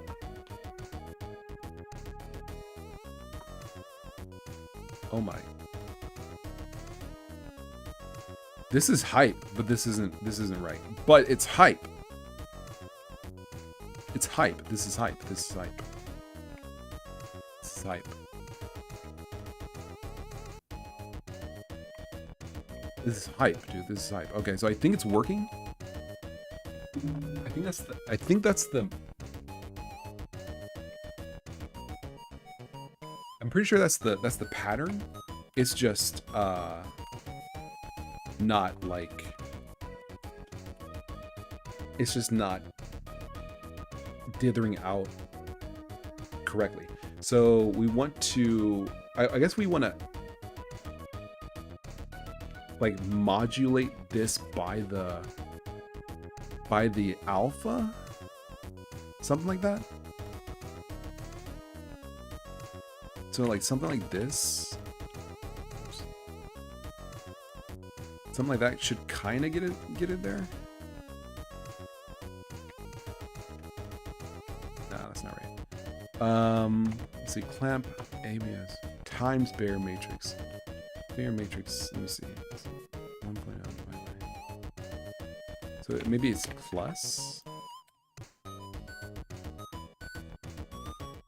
No, I feel like we. Yeah, no, that's not right.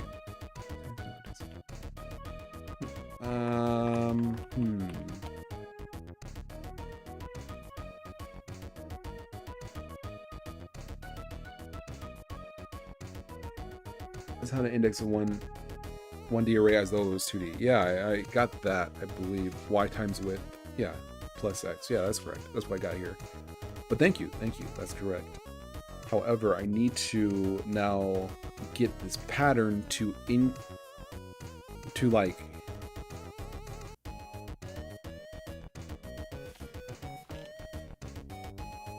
work. Let's see. Screen door transparency. Okay, clip is alpha minus. Okay, so it's this minus that. Alpha minus. Can't tell. No, I think it's doing it like all the time. Yeah, this is fully transparent. Or is it?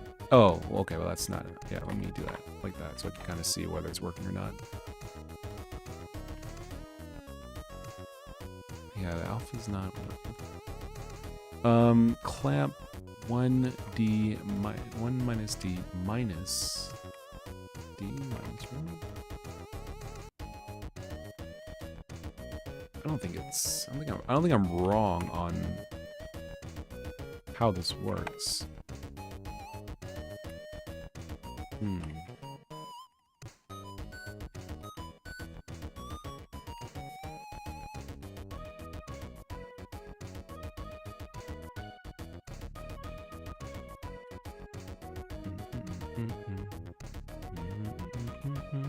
Okay, so this is...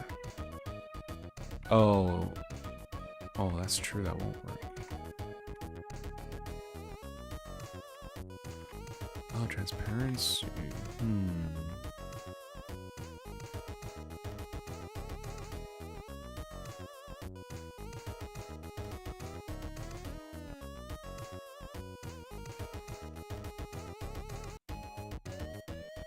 Times equal.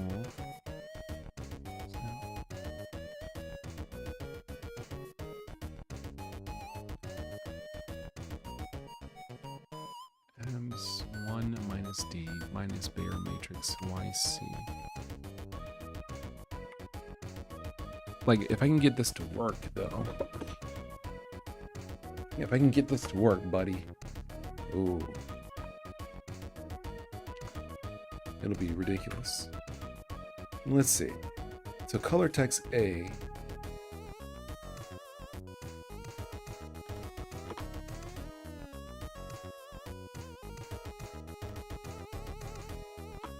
Maybe it could be that mine is different, but let me try this. Hold on. Maybe the order is incorrect.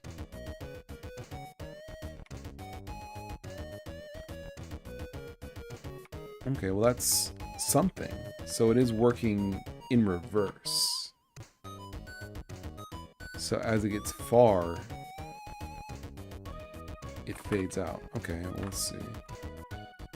Let's go back here. Let me see. Does it fade out at the edge currently? It does. Okay.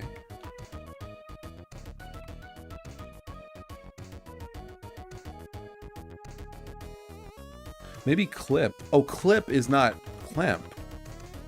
Clip is like 0 or 1, dude. I forgot. Yeah, clip is something else. Clip is something else for, I guess, GLSL. Clip. I think it's like step. GLSL clip. Is that like step? HLSL clip.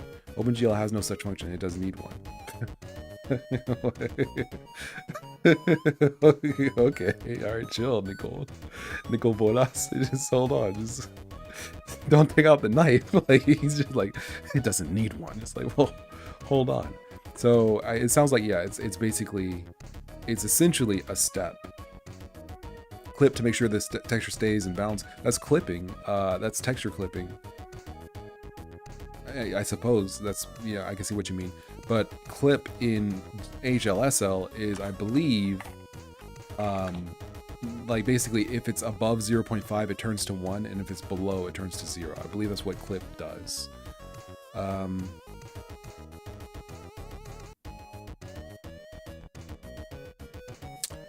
Yeah, they don't. Clipping planes as if each component of the X parameter represents the distance from a plane.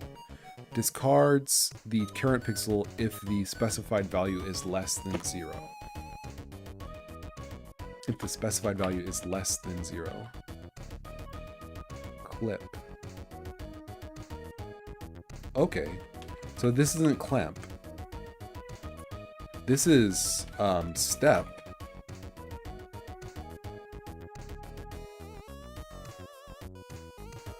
That makes more sense. This is step. Edge, it returns 0 if X is less than edge. Okay, so edge is 0 and 1 otherwise. So it's this.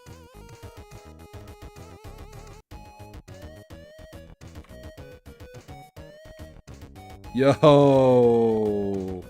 Yo, I'm cracked. All right. But this is still a problem. This is a problem though. There's no transparency on the water. The water is wholly non-transparent. But the clipping, the dithering is working. Like it is doing what it should be doing. That's fantastic. Yeah. So yeah, that's beautiful. That's beautiful. So how do we fix it if there's transparency in the image? I hadn't thought of that. I don't know. Color text equals step. Okay, so this is better.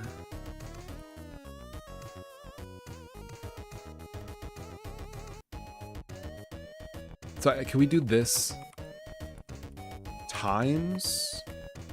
We do like this, where if dithering's on, then it turns transparent. In addition, number of steps arguments must be 2 but 4.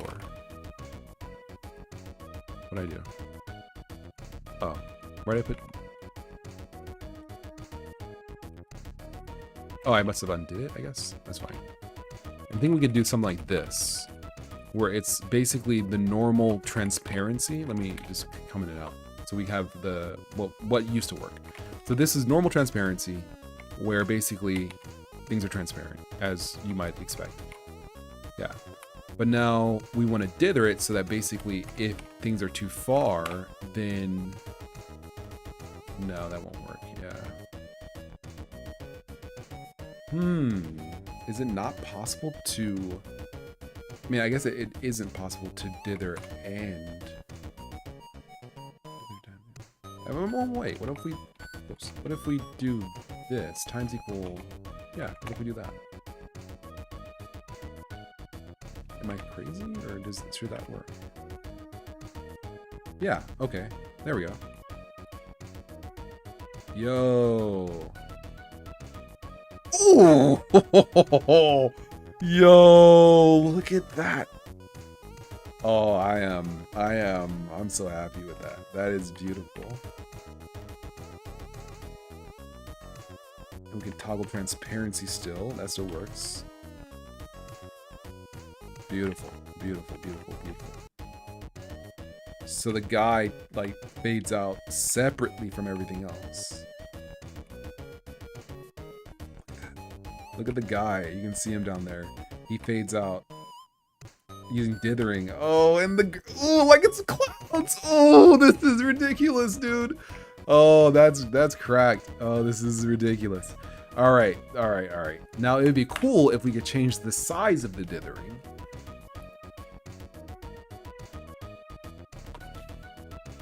Because, you know, this would be fine at like low resolutions, but at high resolutions it's not that like, it's not that noticeable. Well, maybe it's fine. Maybe we should just leave it like this. Let's go ahead and try out air drift. Let's see how that looks there.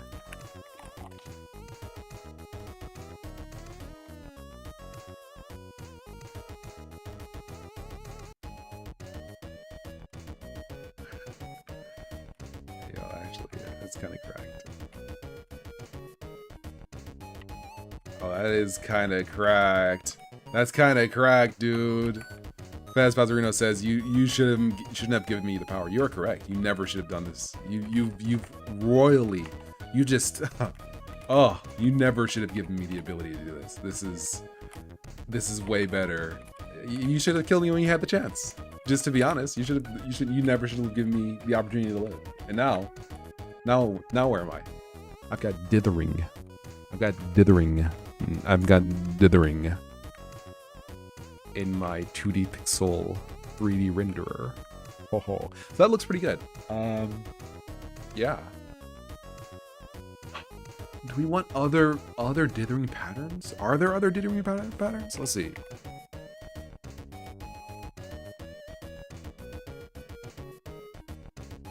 Ordered dithering is an image dithering. Let me see.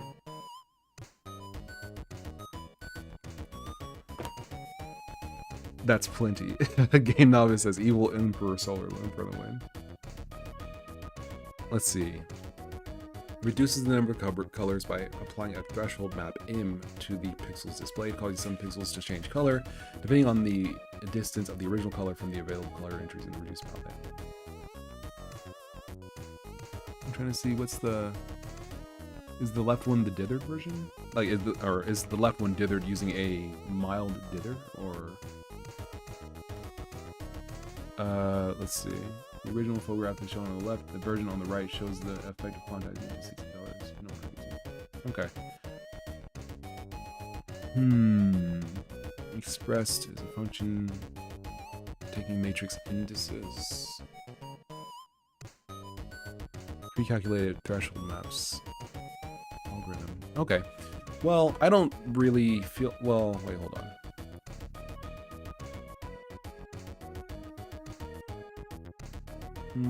Halftone, void and cluster, pre-generated blue noise. I don't really feel like I need to add other options. This looks really good. I feel like this looks really good as it is. What I'm gonna do for this, I'm going to go to Blender. I'm gonna go to my... We can turn this off, by the way. Change this back to that font color.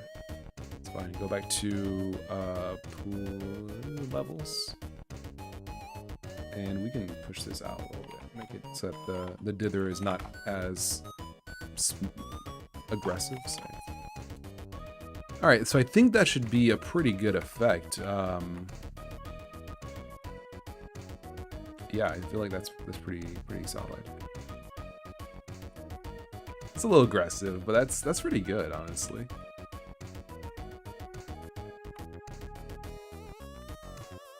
That's pretty good. That's pretty good.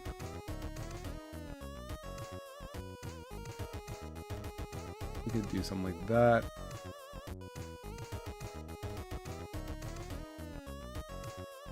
And then all we need is just something on the ground.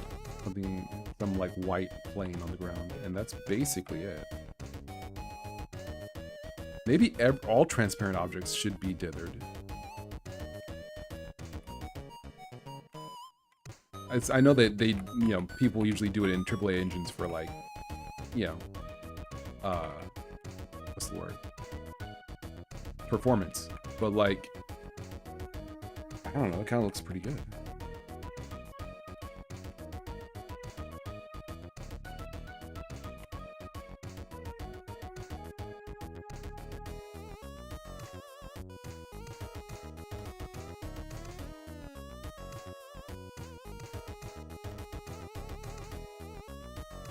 Yeah, it's pretty good.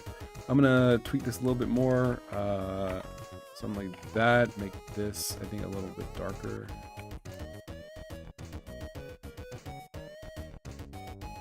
Alright, there we go.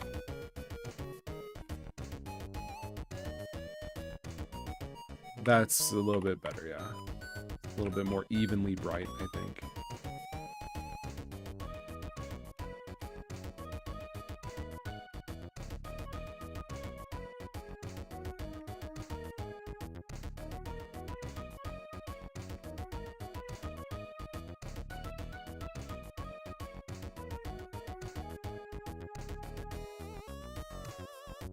Yeah, that's pretty good. I mean, like, I guess it's probably good that the not everything that's transparent is dithered, because that would mean that actually that might look pretty sick if the trails that I'm leaving behind were like dithered as well. That might be pretty sick. I don't know.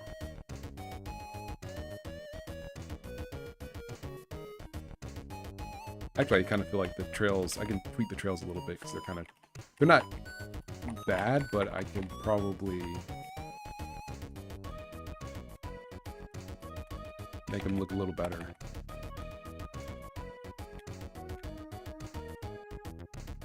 After image, that's what it is. Let's go like this.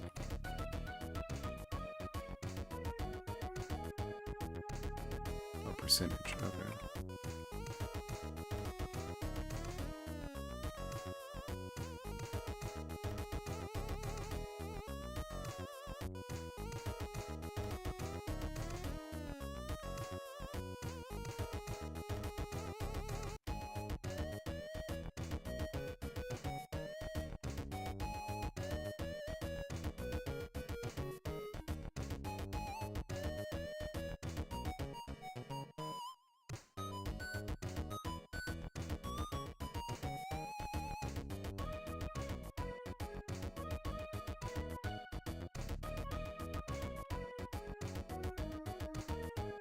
Or just set alpha.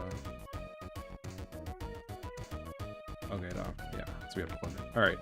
Okay, so I think what I'm gonna do here, something like that. I think that probably would look pretty good.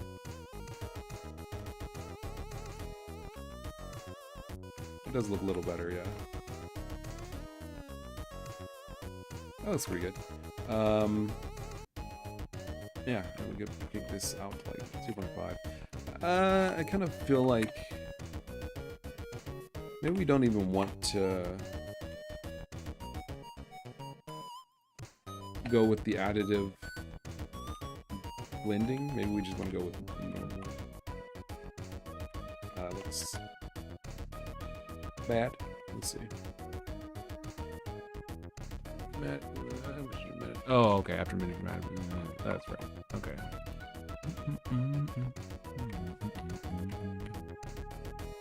Yeah, nah. It has to be. It's gotta be additive. That's the only way to do things. It's gotta be additive. It needs to be.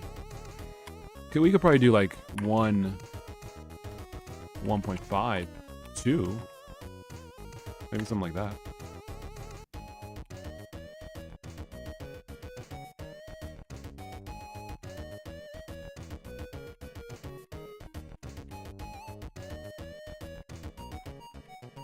That looks pretty good. Yeah, this is kind of bananas, dude. This is a weird, like, intersection of, like, PS1 and PS5. It's like, you have this weird, like, advanced and crisp art style. Not art style, but, like, you know, kind of simple art style that's, you know, kind of like, you know, a modern game. And then you have, like, you know, techniques that are kind of modern, like, you know, using dithering for transparency. But then, like, the graphics, you know, there's no, like, shadows and stuff. It feels just kind of like an intersection of a lot of different games. Just a lot of different art styles and games and stuff. It looks pretty good. It's pretty good. I think it's shaping up. I think it's doing pretty well. Yeah, I think if I end up adding more like art styles, or rather dithering patterns, I can add them, but for now I think this is fine. I think this is already better than, you know, the PS1 probably had access to.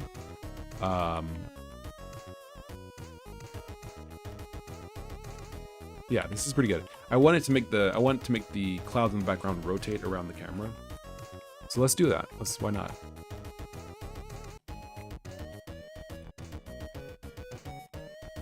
Where's the thing that makes this work?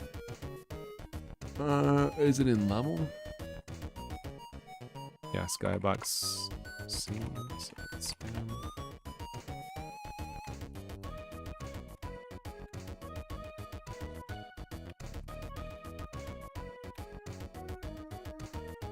Let's see. What's it called? Skybox outer. Skybox.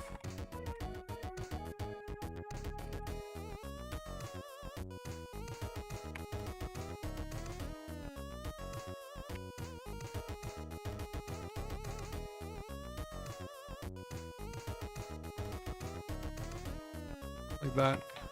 Might do it. Way too fast, but that's the general vibe.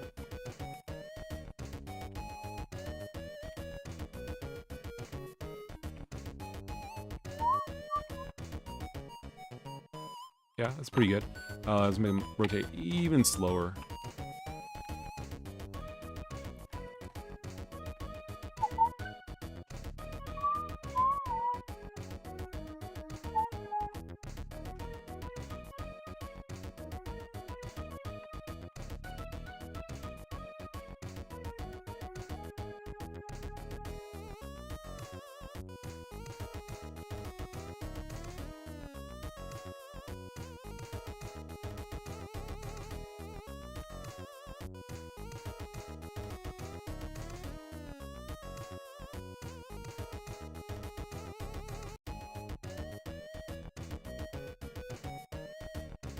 This is pretty good. This is pretty good. This isn't bad. Rendered in 320 by 240. It's gonna look bad, but sure.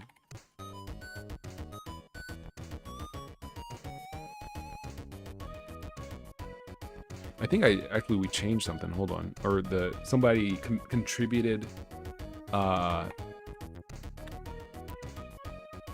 a good camera, like a good camera code. Let me see. Hold on. Let's see, what am I looking for? New GLP options. There we go. Yeah, let me look at this. I want to review this because somebody contributed. Did I ever pull?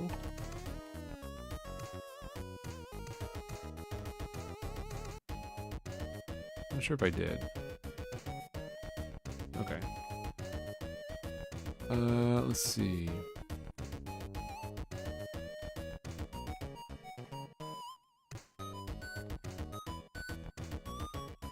Resolve camera res. Oh, camera resolution. T3D camera resolution. Then we get the width and height from there. Okay, so that means that we can set the camera's resolution in Blender, which is fine. That's right. So I'm wondering how I would want to do this.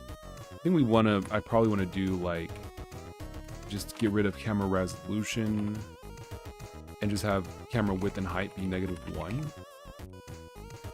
So that if it's set, then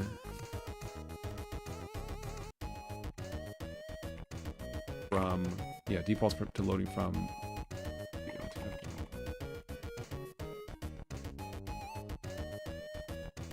camera res. Okay. Yeah.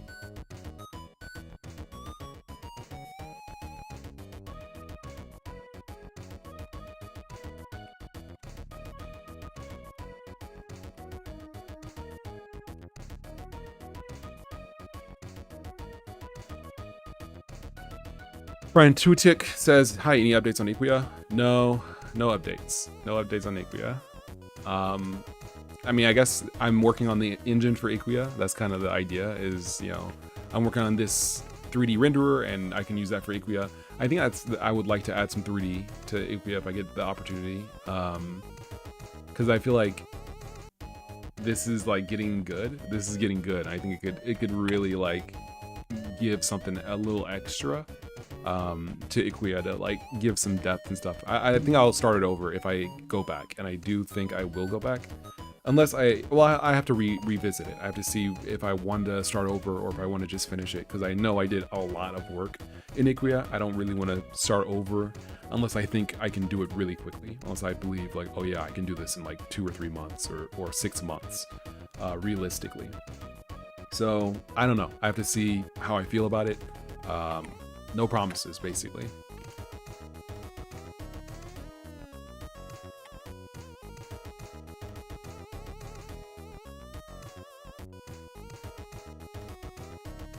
What?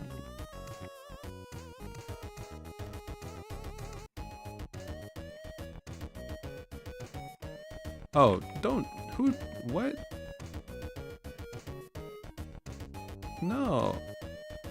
What?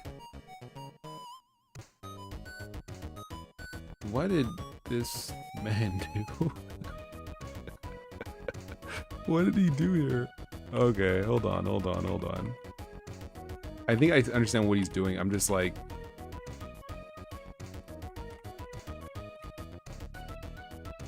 What is this? Is he dereferencing the pointer? Or this was code that was contributed. Are they dereferencing the oh, I'm sorry, Super Volcano. Anyone know what music this is? This is my music, yeah. I made this. It's called FleckRec. It's just a nonsense word. You can find it on my SoundCloud.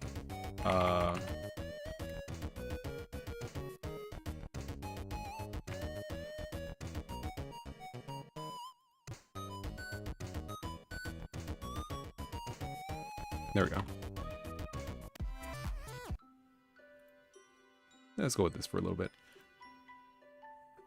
Yeah, I think he's like I can't tell if the person who wrote this is dereferencing the width and height of the camera. Because I said it looks good to me, but now I'm looking at it, like I think they're dereferencing the pointer to the load options and setting the width and height here. But they really shouldn't modify the load options because you might like want to reuse it for multiple um, calls to load GLTF data. Like you might make one GLTF load options and then load like all of your level GLTF data in a sequence. So we shouldn't alter the GLTF load options. We should just be reading it. So I think what we're gonna do, we're gonna change this a little bit.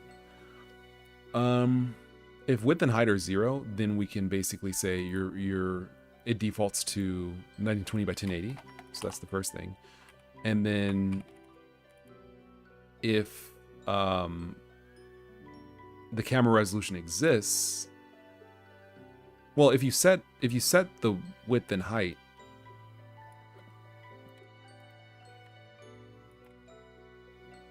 all right, here's what we're gonna do: cam width GLTF load options dot camera width, cam height GLTF load options camera height, set width cam set size false.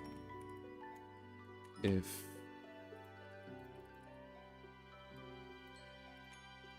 okay, so if you do this, then we set the cam width to be this, we set the cam height to be this. Otherwise, cam set size true. Okay. Now here we can set cam width to be this. We can set cam height to be this. All right, and then here we can just say cam width, cam height. There we go. Cam set size. Why did I say wanted to know if you set the size or not? If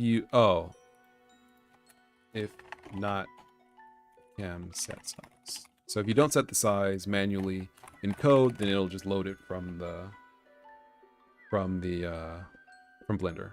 Does that make sense? Yes. So you don't set it. You don't set the width or height. The size has not been set. Yeah.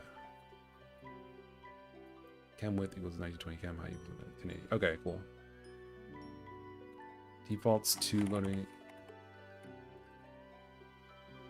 If camera resolution isn't set there, cameras will load 1080 size. Okay, cool. So this should do what we want it to do. So let's go back. Yeah, let's go back here. Let's go back to test level.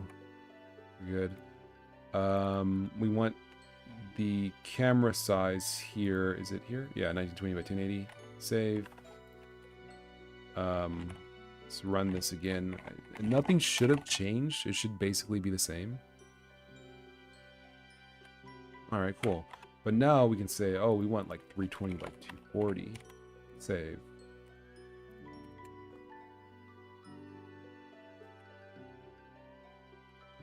Do cameras have their own? They don't have their own size now, yeah? Okay. Let me reload Blender. It might be that I never pulled this in, and so it didn't do it. Let me see. Try this again. Save. Okay. Levels. Camera resolution. Okay, so there's camera resolution. Run. Yeah, no. Let's see. Super Volcano says, thanks, I appreciate the link, it's good. Oh, thank you. I appreciate that. Camera width. I think it... Cam width, cam height. If cam... Oh... Says I was true. If it's less than... False. Okay, cam set size. If not cam set size. Okay, well, this should be working. Let's see.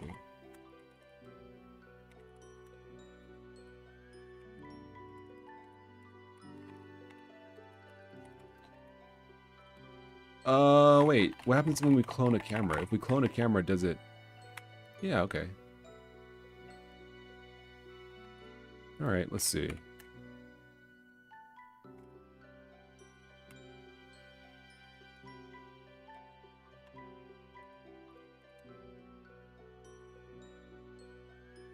False 320 by 240. Well, this clearly isn't 320 by 240. It's way too high definition. Cam width.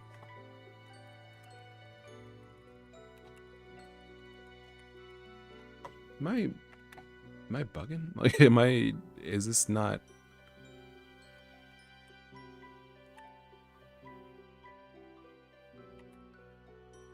Cam width, cam height.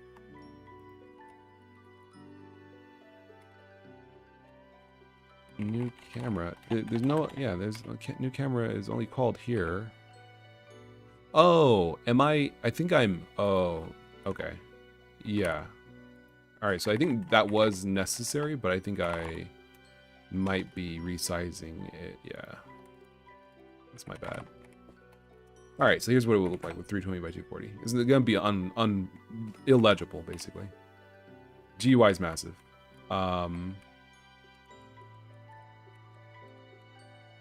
Yeah, let's give this a fighting chance of it. Let's give this idea a fighting chance. Let's turn off the GUI real quick. We will go back to Blender and move the camera in considerably.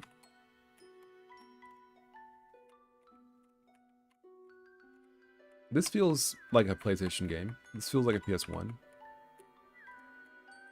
This actually feels really good. Like, this feels... I like how close to the action it feels.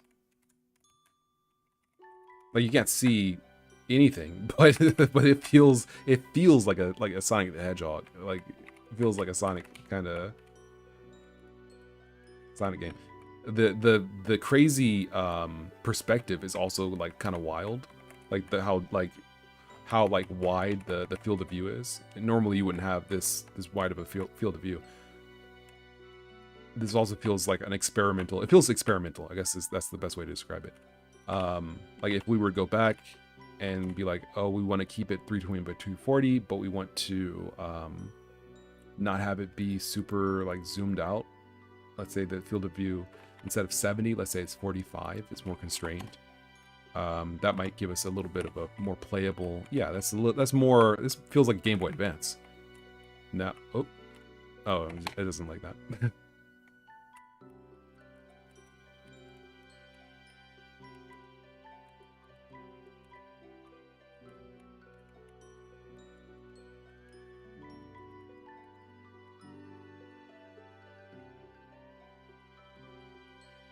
Yeah, that fading out is not something they had in PlayStation 1. I'm pretty positive they just did not have access to that kind of technology. But this I kind of like this. I kind of like the constrained look because it feels more like a maze game. It feels more like depth isn't as important, which it's not in actuality. Depth is not important in this game. You're basically going to take ramps or rails to get to higher or lower areas. You're not really going to be like aiming to like jump off of something. Yeah, GBA mode 7. It does have that kind of general feel, although this is of course actual 3D. Absolutely massive debug text. The jitteriness of the pixels. I kind of like this. The character's kind of visible. He's kind of visible, although I could have left him in his... Like, I started off with sprites this size, which is, I think, 32 by 32, and then I started redrawing them to be 64 by 64, but I could have left him kind of the original small size if it was going to be like this. So, I mean, maybe I could do this, but, like, maybe not so small. Maybe... Where's the... Here, maybe like I could do 640. Let's try 16:9. So that's 320, 180, but times 2.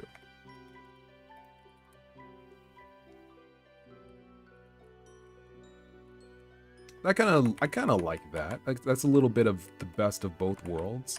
It's widescreen, but it still is kind of crunchy. Kind of low poly and crunchy and stuff.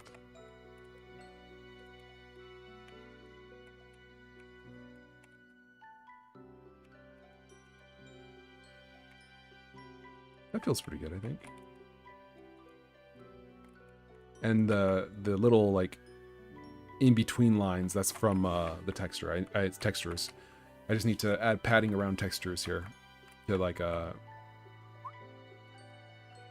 to make it more like visible.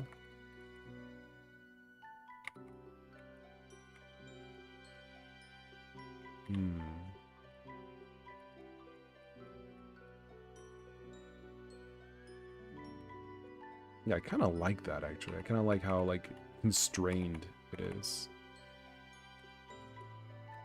Oh, no.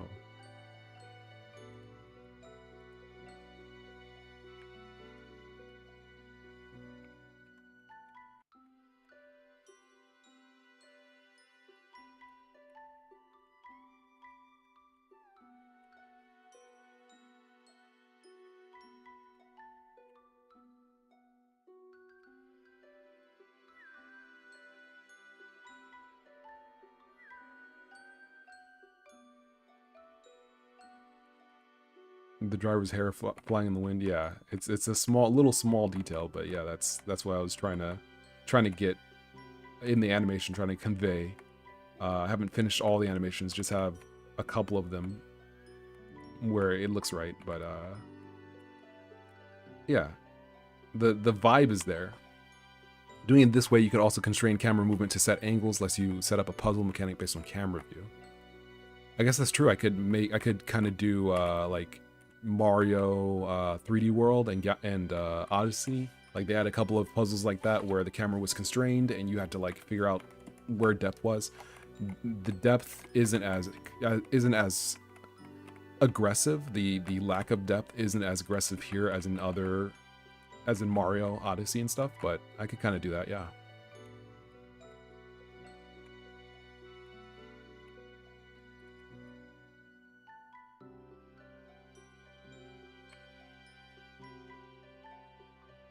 That's an idea. I'm not sure how I feel about this.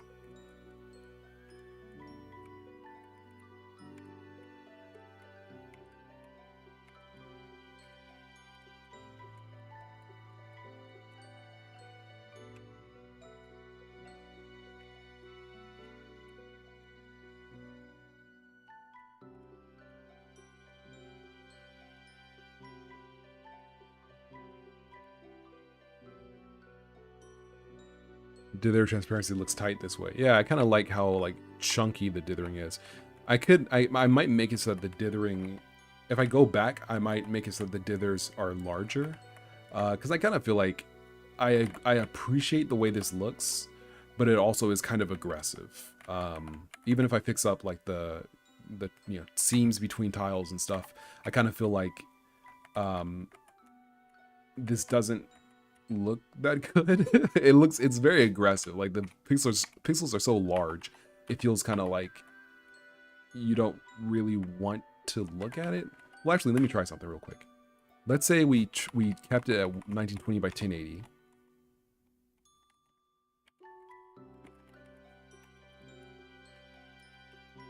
But when we go to draw it on screen, we size it down.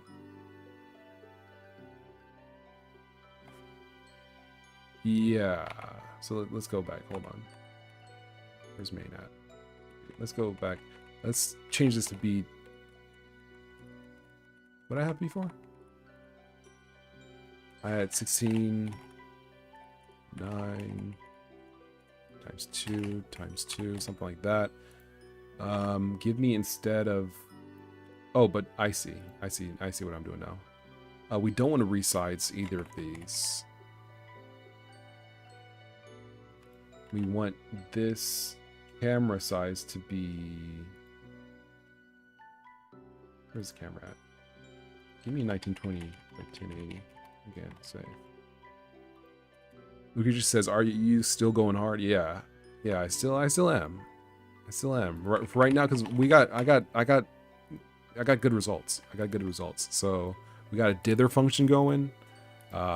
Fixed up some bugs and stuff with Tetra 3D. I think. Yeah, camera bugs, different things like that. So I'm doing all right. Let's see.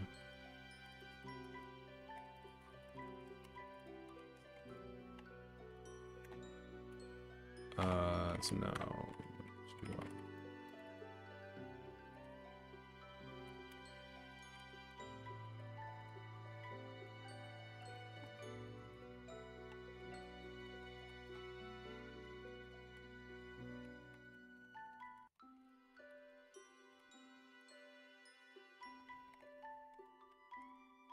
okay, so now we can say like we want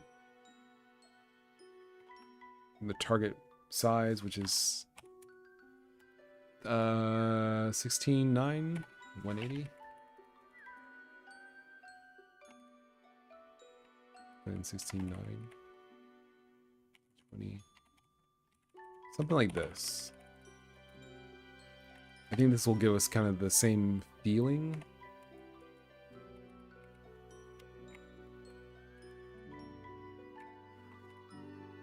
Something like that. Let me see. Because are we? Oh yeah, 320. But hold on, let me see here. I gotta try some things, see what comes out here. All right, so yeah, that is correct. So 320 and 180 times 2. Camera. Oh, it's because we fixed the field of view. So 70 before save. All right, so let's see what this looks like now. So this is kind of the equivalent of 320, like 640 by 360. So still 16:9. It's kind of aggressive for the... Oh yeah, the skybox has to be adjusted too. Yeah, I don't know how I feel about the pixels being so aggressive, being so big and chunky. The dithering is fantastic. Love the dithering, but yeah, I think it's so aggressive. I don't know how I feel about that. I gotta think about it. I gotta think about it some more. But this is pretty good. It feels pretty good. It looks pretty good. Yeah, I'm pretty happy with this, honestly.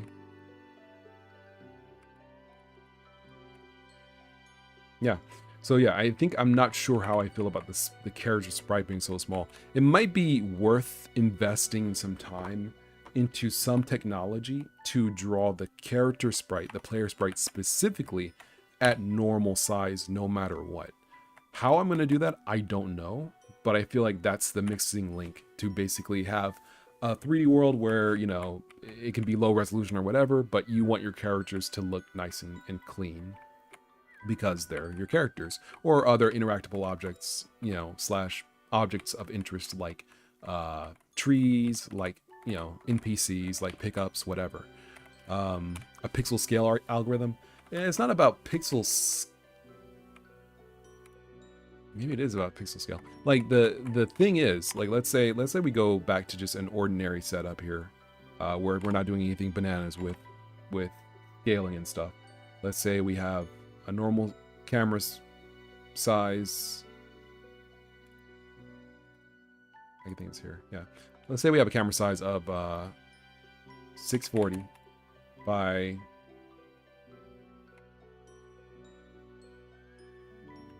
360. Let's say, yeah, that's the same. Let's go to level.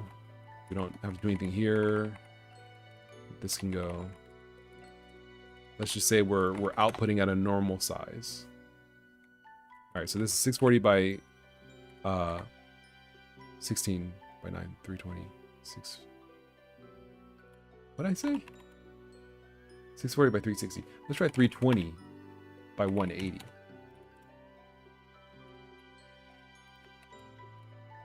Main, yeah. let's try 320 by 180. Again, 16:9. Duquan says this looks exactly like a PS1 game. Yeah, see, this is too small. So this is just like, you can't do anything with that. Let's let's say that the minimum size is 640 by 360 to give something, to give some juice to chew on. Juice to chew on. To give just something more. I'm not sure what I mean by juice to chew on. Now, it would be cool if we could basically always keep our player at 100% render size. I don't know a way to do that. Like, you know, obviously we can, you know, do stuff to make the character 100% render size. And coins, for example. Let's say we want those to always be 100% render size.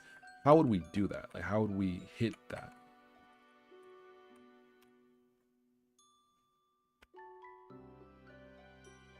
One idea is to basically make some sort of code in Tetra 3D where we can say, hey, I want to draw this sprite at this position, and it will draw it as though, oh, I guess that would actually be kind of, that kind of is it. That's kind of what I'm thinking of. Essentially, you can say draw sprite, like let's say we made a function that worked like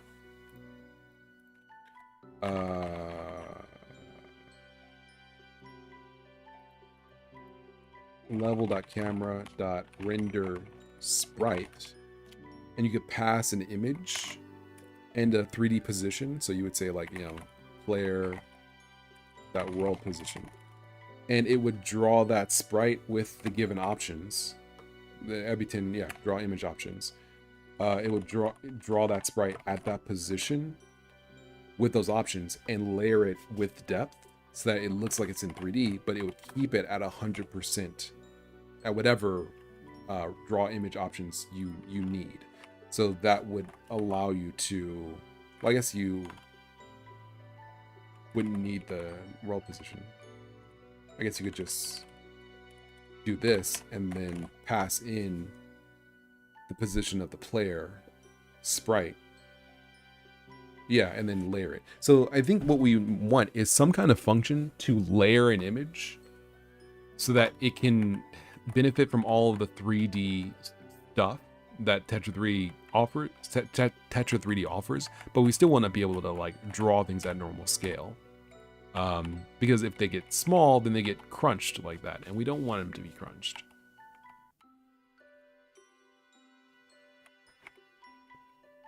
I mean, really, does it even matter? I mean, because like, even if we give the option to draw things at 100% scale, no matter what, that's just going to make them not get any smaller, of course. So, like, our character is going to look massive. Like, he has to get smaller when the camera zooms out. I could see, like, I feel like it would be useful for isometric. Yeah, Snow Bizarro says it would be awesome for isometric style games. I kind of feel like it would be useful for those kinds of games, because sometimes, like, even if we like mathematically hit everything perfectly, it won't look right. Like, even if we mathematically hit everything perfectly, such that you know, let's say we're working with 16 or 160 times 6, let's say, and 180 times 6, or 190 times 6. Let's say we're working with a size like this, 960 by 540. Like, even though that's more than enough room to represent our player sprite, well, I mean, that is exactly how he looks, so maybe it's not that big of a deal. It's, you know, he's changing size and rotating as necessary, but yeah, I guess it's fine.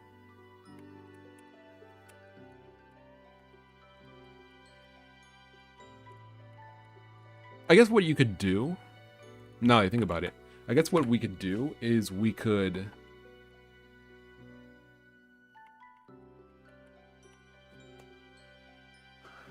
probably do something like, well, I think it's something that I'd have to think about when I get to that stage. If I was making an isometric game and I was like trying to make a 3D, world with 2D sprites for characters, and I wanted the characters to be nice and crisp, I might end up like rendering the scene using one camera that has a resolution of 1920 by 1080 for the characters, and rendering those characters using that camera, and then size it down evenly, and then render the game using a smaller sized camera. But either way, if you just scale down the result, you'll get the same result. So I guess it doesn't really matter. Anyway, I gotta think about it. I gotta think about what I want to happen for this guy, for this little sprite. How do I want him to look? Do I want a low resolution game? I don't know. I kind of feel like I do, but I kind of feel like I don't. But this is looking pretty good. Like, don't get me wrong. This is looking ridiculous.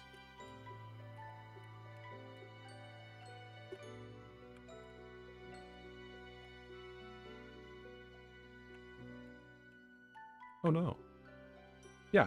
So anyway, I'm done. I'm gonna call it here because I can't think about what I want to do yet. I'm like losing brain energy. So anyway, thank you very much for watching. I've been SolarLune.